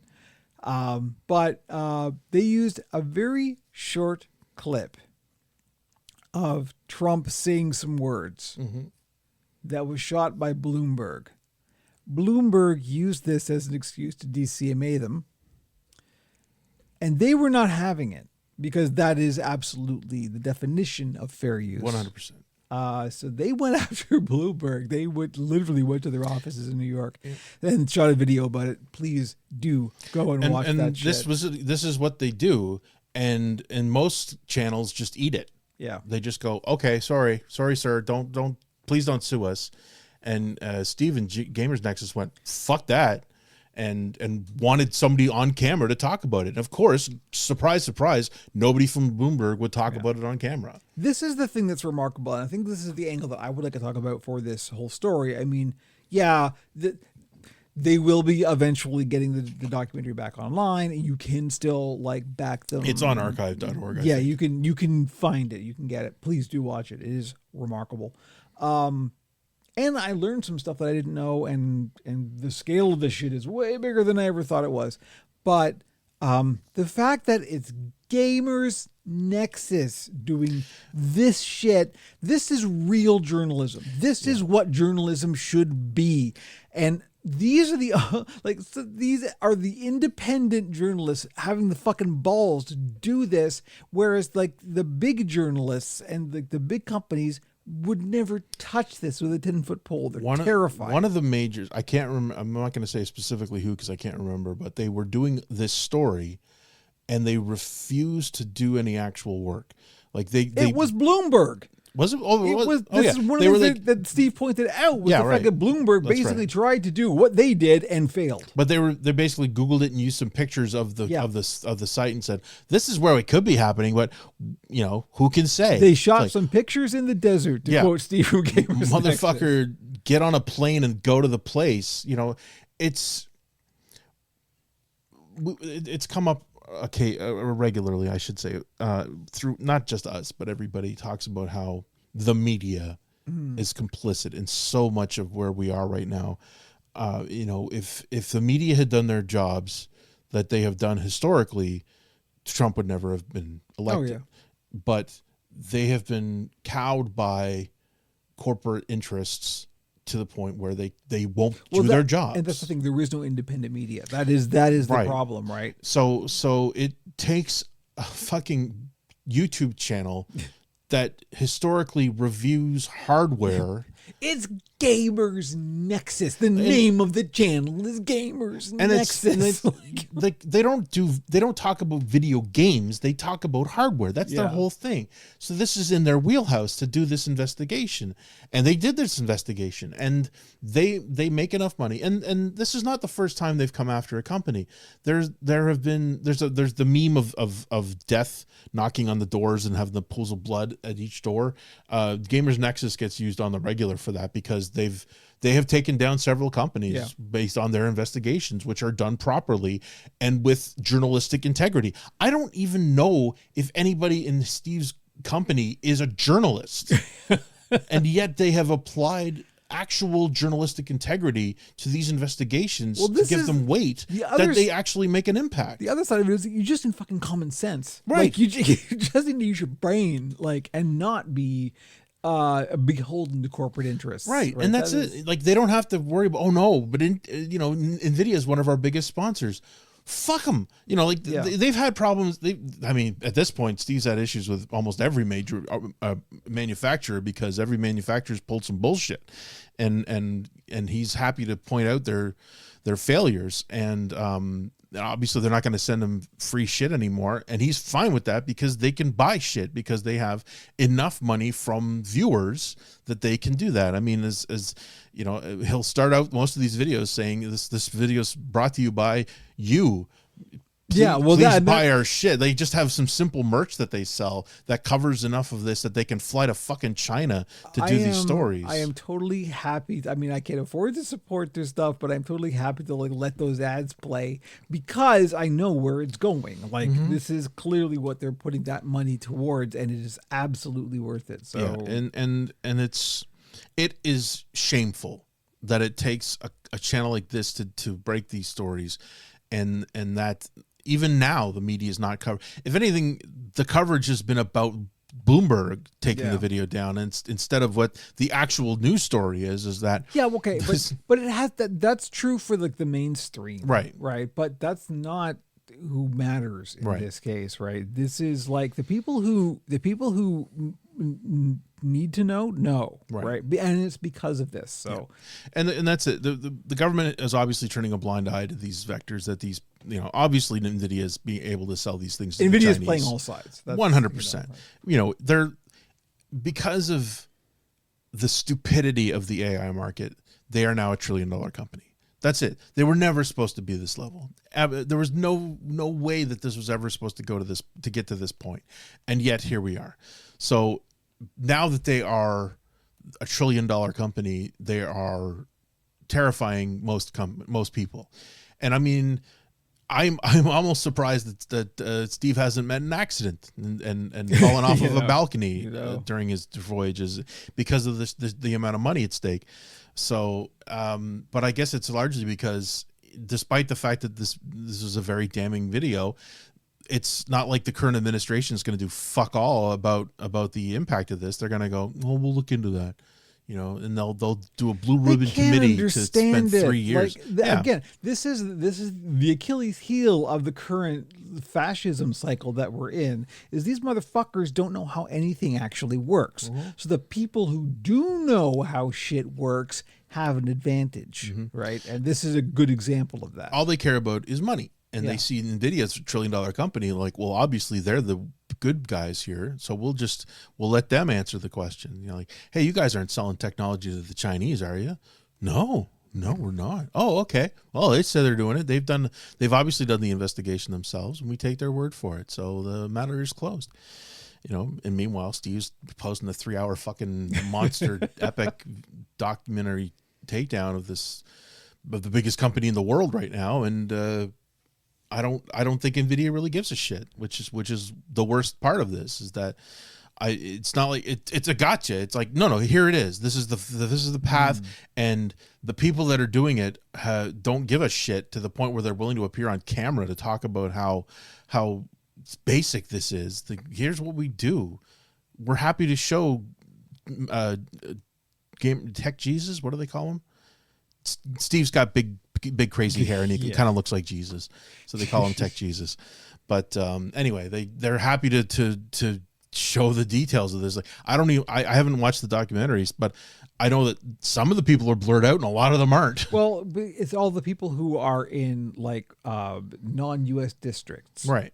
So all the stuff they're doing is perfectly legal, in the lands that they're doing it in. It's just in the States. The only guy that was blurred out was the smuggler in the States, who has in the back of his car, where he's smuggling GPUs, like a PC test bed and a giant battery in his trunk. This is fucking William Gibson shit. Yeah. It's literally happening. The scope of this was so far beyond anything I realized was happening. It blew my fucking mind. It's wild. I can't imagine what it was like. Here's the wildest vector, just for me personally, because I've been doing some hardware changes in the past year or so. In the past 6 months, I have eBayed 2 GPUs, both of them NVIDIA. Both of them, it turns out, in demand for this AI smuggling market. Both of them sold within an hour of me posting them. At a reasonable price. Bizarre. At a reasonable price to the same person. Who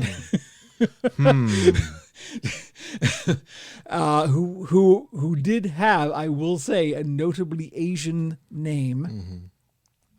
I think my GPUs went to China. Straight to the server farm. You know what? Here's the thing. What they're using them for, I mean, yes, unfortunately, there is a lot of government surveillance and facial recognition stuff is happening, but a lot of them are going to universities and shit. Yep.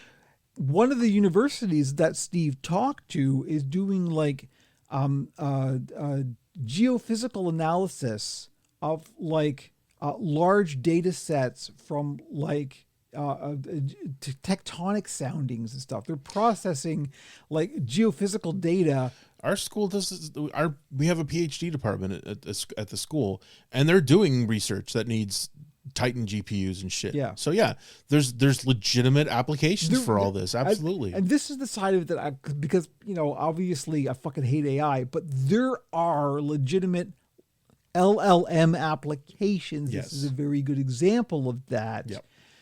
Humans are not able to do that. And the thing is, what the type of data processing that they're doing is good for them, because we are not looking for accuracy. Right. We are looking for general trends. Yeah. That is exactly what LLMs are good at. Yes, exactly. Even like when people who make the excuse that like, oh, we're about medical screening, right? Because that's always the thing you hear about AI boosters talking about, oh, it's good for medical tech. And it's like, kinda, because it can catch some things that fall within the margin of error. But when you eliminate that margin of error, they're not better than humans. They just happen to be an extra screening process. And that's the only way that they're useful. They're not good at specific analysis because they're LLMs. They're literally trained to go for broad trends, for what is the most probabilistic thing. Yeah. That is how they work. So that's the kind of data processing that they're really good at, and what they should be used for is in these large data sets that require broad trends and no amount of humans could process this amount of data. That is what they're good for. It's interesting because it's kind of like what happened, obviously, with Bitcoin mining, where people they had to create hardware that wouldn't Bitcoin mine but could still game. It was so insane. They had to find ways to cripple the raw mining ability so that they could still sell it as a gaming card without having to worry about the Chinese buying it to mine crypto. And so it's almost I like got we're at the news same for point. you. That doesn't work. Exactly. But they told the people in charge, no, we did this thing. We put this chip on there that takes care of that. So as long as they don't take that chip off, then we don't have to worry about it. Thank God for that. One of the parts of the 3-hour documentary was Steve going into a guy's shop who custom makes GPUs with like more RAM than NVIDIA will sell you. Yeah. Because he can do that, and they literally just solder it onto the board. And it's shit. People make your Steam Deck a 64 gig Steam Deck too by replacing the memory modules. It is absolutely William Gibson level shit. So that is the point amazing. They're producing 3-hour documentaries showing the work. Yeah. This could have been a 20-minute thing or a simple article. Actually, no, they are producing a printed version, like a text version of the story. It's probably up on their site by now, but it's a big ask. 3 hours is a big ask, but it's a big story, and they wanted to show all the work, and they did it. They did it. And this is the kind of thing that CBS isn't going to do. Nope. So, but now CBS can say, thanks to the investigations of Gamers Nexus, we've discovered that the Chinese are able to buy American hardware, and it's not hard. Except they're not saying that because they don't want to terrify their corporate masters. Yeah. All right, let's move on. Yes, let's move on. That's cool. The documentary actually, so they have the there's been an injunction, and there's going to be the court filings, and there's been an exception, and then the documentary will probably be back in about a week or so. Yeah. By all means, if you can find it, get it, watch it. This will be an exemption to the algorithm, basically. Obviously, it's not going to propagate the way it should, because once you take it off the system for 2 weeks, then it doesn't propagate. That's one of the things that Steve conjectured in the Bloomberg video was about this was the intention all along, was to get that's the bully system, is that as long as we can take it off now, it will no longer be popular, and then it doesn't matter. Here's what you, as an individual, everybody listening to this, can do is have an attention span longer than a week. Yes. That please try. I know it's hard. Try, Yeah. because that will make a difference. Okay, moving on. Hollow Knight Silk Song turns into the indie GTA 6. And yes, I did see a bunch of stuff about this. I only am vaguely aware of Hollow Knight, so Hollow Knight was an extremely successful Metroidvania game. It Right. was a beautiful animated style. I did actually play a little bit of it. It was difficult. I mean, I myself did not get very far into it before I realized this was not probably something I was going to be able to do without wanting to kill myself. So, but I respected success. And it was a Kickstarter. It was a Kickstarter game. It was a very small group that created it. And when they developed it, part of the reward goals was other elements. And Silk Song was originally going to just be DLC for Hollow Knight. And they said, well, shit, this actually can be its own thing. So we're going to make it its own game. And that was around 2018, I think, when they basically said, we're going to make a game for Silk Song on its own thing. And then it kind of they went more or less radio silent on it. And it became a meme where every time that they were going to do, a game, the game awards or whatever. And it was always, is Silk Song going to appear? Yes, no. And of course it wouldn't. And it became a joke for a while, the kind of Duke Nukem Forever thing. Right. So then out of effectively nowhere, they kind of it showed up in the last Nintendo Direct, I think, a couple of months ago. It's coming this year, and everybody went, "What? Did you just you're just gonna throw it out there? You're not gonna make its own fucking video? You can't do that." So, and then they finally locked down the date, and the date is like September 6th. It's very soon. So there was almost no lead up to it. And again, this is the nimbleness of a small studio. They're not beholden to anybody. And they basically said, look, we had fun making this game. We took our time with it. We could afford to do that. We didn't do crunch time. We just took our time, and now it's ready. Here you go. The impact that has had has been seismic. because GTA 6, of course, is the Godzilla of gaming, in that it is a force of nature, and when it comes out, it will destroy everything near it. So when it was originally announced for this fall, everything moved away from the fall, almost the entire fucking fall, because they went, we don't want to release our title anywhere near GTA 6 because that's all anybody's going to care about. And then it got pushed to February, and everybody panicked and had to fill the hole and move back to the fall or whatever they could do to make that work. Or they had already committed themselves to pushing it into 2026, and now they got to deal with the February release. So with Silksong, despite the fact that it is effectively an indie game, there's a lot of indie games that get released, and everything that was supposed to come out in September basically had to say publicly, well, we have decided to push our release into November or whatever.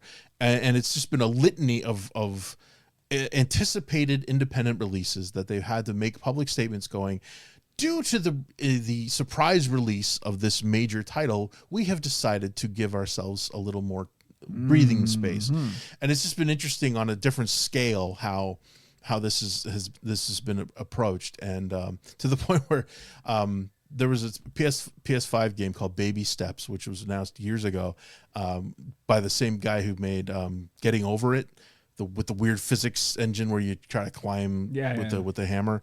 So in the new game, you're basically a basement dweller who's teleported into another world, and he hasn't walked in years, so he walks in a very weird, awkward fashion. So you have to learn how to make him walk and go through the simple environments, but in an alien world.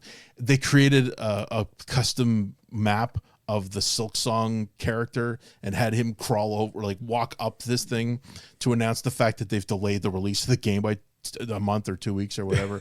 So, it's all in good fun, but it is on a business level. I imagine it's like, well, we were expecting to have some income in September, and now our income's not going to come until November because of this fucking game.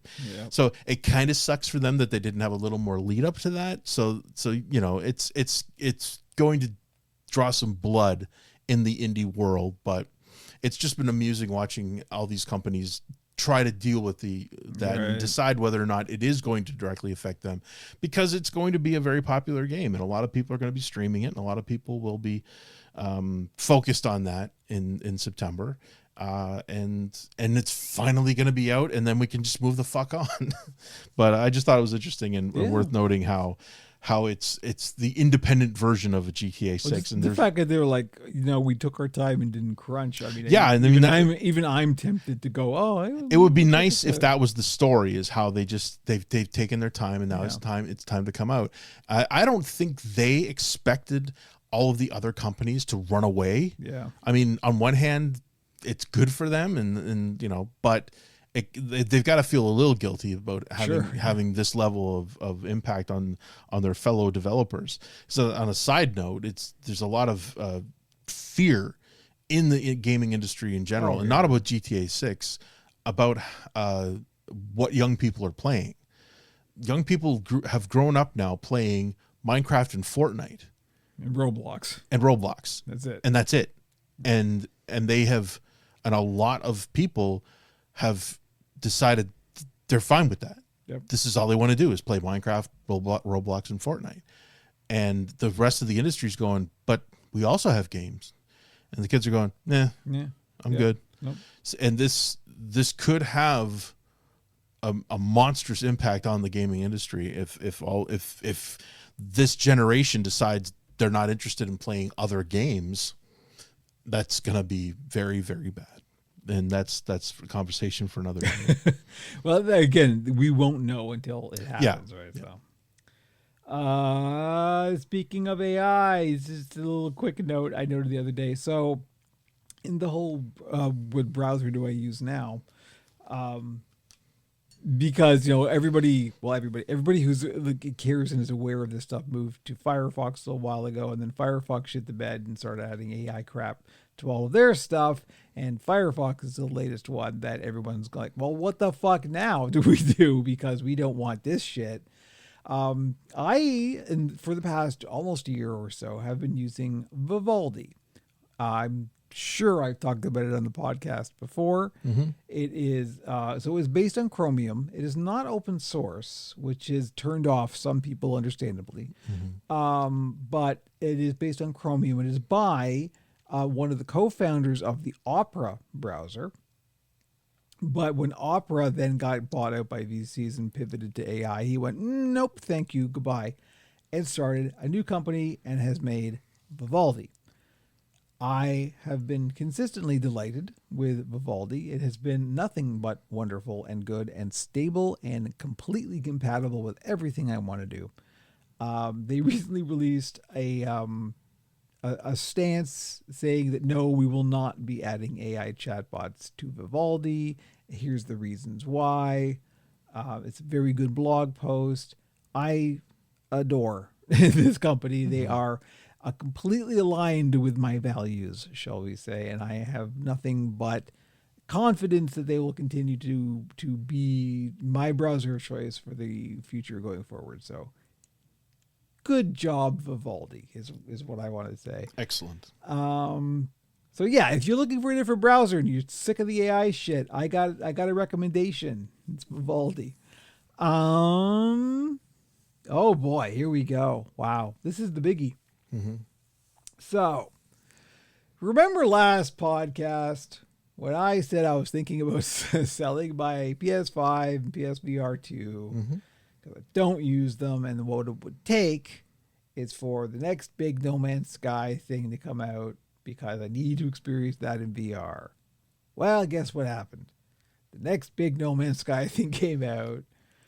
Just and like it is a doozy. No Man's Sky Voyagers dropped just the other day, like 2 days ago. And this is, again, we could go on about how remarkable this game is. So this was the 9th anniversary. I will reiterate that for 9 years, there have been major revisions and content patches, and they've never charged a single dime for it. You buy the game, you play the game, period. That's it. For 9 years. I do not know how Hello Games has managed to stay in business. I mean, Sony gave them a lot of money. Sony gave them, so they've had good investments. Oh, I mean, I remember Sean Murray talking about this a little while ago, and he kind of said, look, every year they've expected it to be the last year that they work on No Man's Sky, and there's just been enough new players that has given them enough money that they can go, okay, we can put some more time into this. Conceptually, it's infinite. Yeah. In so many ways. There's so many things they could still add to this game. It's just a matter of time and resources. And they've had them. Yeah. And they've added them piecemeal here and there. There's some very interesting expansions. And one of the things is, so they're working on their second game called Light No Fires. And so whereas No Man's Sky literally simulates a galaxy, Light No Fires simulates one single planet, but they're sharing a lot of tech. So like No Man's Sky, you've got the whole galaxy, but there isn't a huge level of variety and detail. There's enough, believe me. You can spend a long time in No Man's Sky and explore and do all the things. But what they're aiming to do with Light No Fires is to basically have that approach, but over the landscape of a single planet down to the most fine detail, right? So like continents are literally the size of physical continents. Oceans are the size of physical oceans.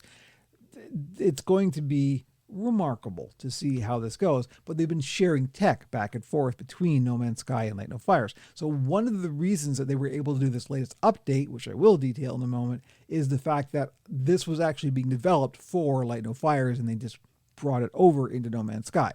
So one of the things that seems to be a consistent story with No Man's Sky is every time they do one of these major updates, if you've been playing for a while, this kind of feels like, oh, it needed this. And they just kind of go, okay, here you go. And the thing that you wanted is suddenly the thing you get. Yeah. Right. So in No Man's Sky, there are various types of ships. the ship that you usually use and that you fly around the galaxy with and that you can collect many different sort of models of is basically a fighter-sized ship. Mm-hmm. It's a one-person... Right, that's the key. It's a one-person ship. There are also freighters, which are gigantic, like Star Destroyer level things, but they're not really, you don't fly those around. Yeah, they're secondary. They're bases, basically. Right. They're bases that you can move from system to system, but you don't pilot them. They don't do combat. They're just a place to store your shit and to do stuff and to do missions in and that kind of thing. What they have now added is the ability to build a ship, and it's a multi-crew light freighter size ship called a Corvette, and you can collect parts and build it yourself. And this is like your Millennium Falcon sized kind of deal, and it is exactly what the game needed. Mm-hmm. and is exactly what you would have wanted, because there's a couple of things. It's like, when you get in and out of your ship in No Man's Sky, in your fighter size ship, it's basically a teleport, right? You just kind of, there's a graphic of you opening up and then you end up on, you land on the surface, you stand up, the rear hatch opens, you walk out. It's that thing. There's no break in immersion. It is exactly what you want. It is remarkable. I cannot believe how good this expansion is. It's exactly the fact that it came out effectively the week you were ready to put that shit on eBay. Sean, what are you doing? Sean, are you listening to the podcast? Yeah. You can come on. Guys, we got to release it. Kevin's ready to bail. Now. Well, the joke is that you still had the PC version. Oh yeah, no, you were watching me play it before the podcast. And so this is the fence I'm currently on. So I'm like, I saw the trailer and this is the other thing they do. They never announce what they're working on. They just release it. They just release it. So the day the thing the video is like, here's the next update. The update is out when they do that video. So it's always fantastic, and there's always so much excitement because it's like, oh my god, this is so great. Yeah. And it's always something major too, right? So this is major. So again, there's all kinds of excitement in the community, and people are just like going ham because you can it's literally like you basically build the ships out of components, kind of like they fit together like Legos, right?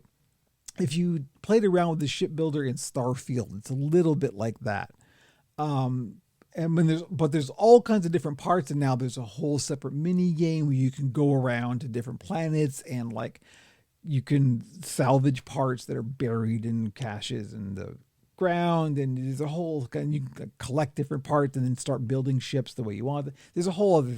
They've made it a whole subsystem of the entire game, and it's fantastic. And people are building some crazy shit. Go to the No Man's Sky subreddit and just look at some of the things people are building. It's wild. People built, there's a fucking Gundam. People are building somebody built a portrait of Homer Simpson for some reason. It just flies around. It's wild.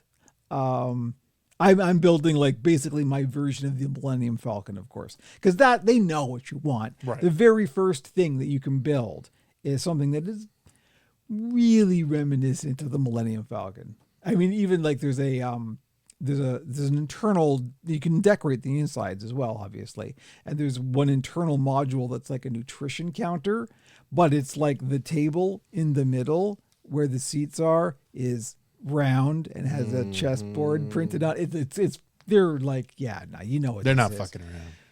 Anyway, so yeah, it's fantastic. Now I've been able to build the ship I've always wanted, and I can take it around. You could leave the ship. You could pop the hatch open and just as you set the ship on autopilot and leave. You could just walk out of the ship and have the ship fly away. You could free fall from fucking high orbit and just paradive down to the planet's surface. It's amazing. They have done such a good job with this.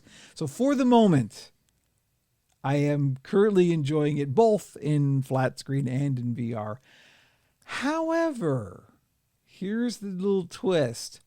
I'm not sure I'm enjoying it so much in both mediums that I'm not sure that the VR is actually adding that much. Sure, given the nature of this expansion, it doesn't sound like it lends itself to VR.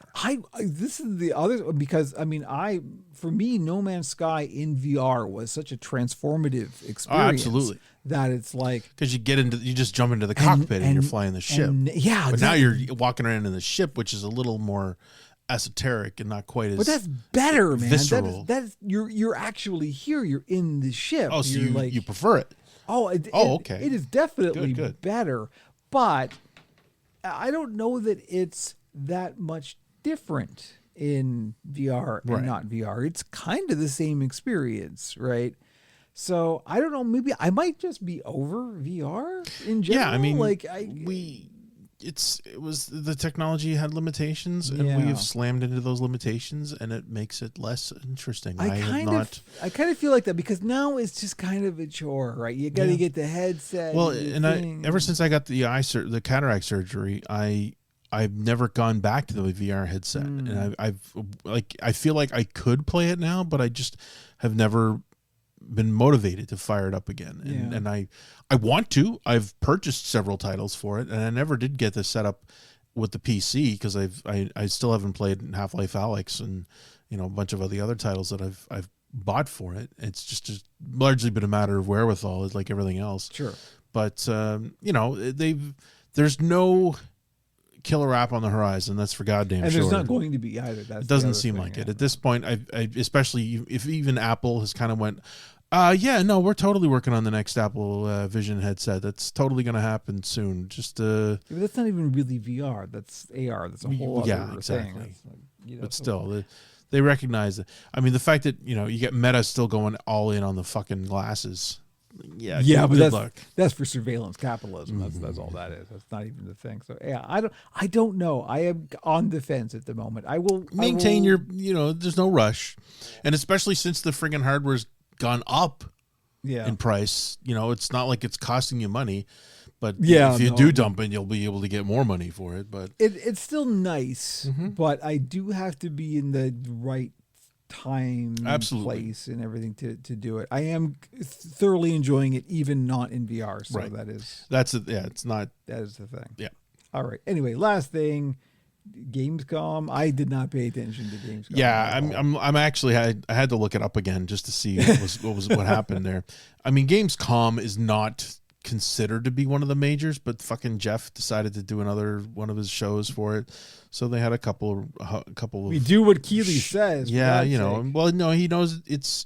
Don't anger Keeley. It fits a gap in the schedule. The post Summer Games Fest It's not even fall. It's friggin' August. Never stop talking. Just keep talking. It just keeps coming, and then there's still titles to talk about, and they had a couple. They had the opportunity to focus. I mean, and then the story came out that even for Gamescom. Was it for Gamescom? They were talking about what they charge for these videos, and the prime spot. I don't think it was Gamescom. It might have been for Summer Games Fest, but basically for like a 3-minute video in the actual show, companies were paying $500,000, which is crazy. But I guess that's what Jeff has decided that time is worth, and it certainly is getting a lot of eyeballs. So he's not wrong. Double Fine showed their new title Keeper, which this is actually the first I'm hearing about it and what I've been paying attention to. I didn't even realize they had announced it, so that says a lot. Inspired by the surrealist dreamlike works of David Lynch and David Cronenberg. Okay, I mean, sure. Double Fine's always good for it. They announced a new Lego Batman Legacy of the Dark Knight, which is closer to their more recent Star Wars game, which is they've upped the technical elements of the Lego titles. I loved the original Lego Star Wars games and Lego Batman. They were a lot of fun. And this sounds like they're retelling all of the movies in this one game with the Lego style. So that should be an easy dub. Other than that, they had hands-on with the new Resident Evil title. Sure, God bless, have fun. I guess Capcom had a pretty big presence there, so they must have decided to step up and throw some money at it.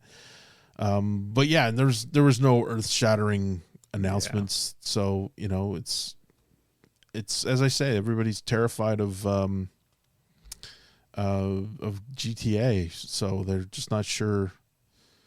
I mean, they're mostly showing games that are not coming out until 26, assuming even then. These are a lot of titles that could get punted to 27 if necessary.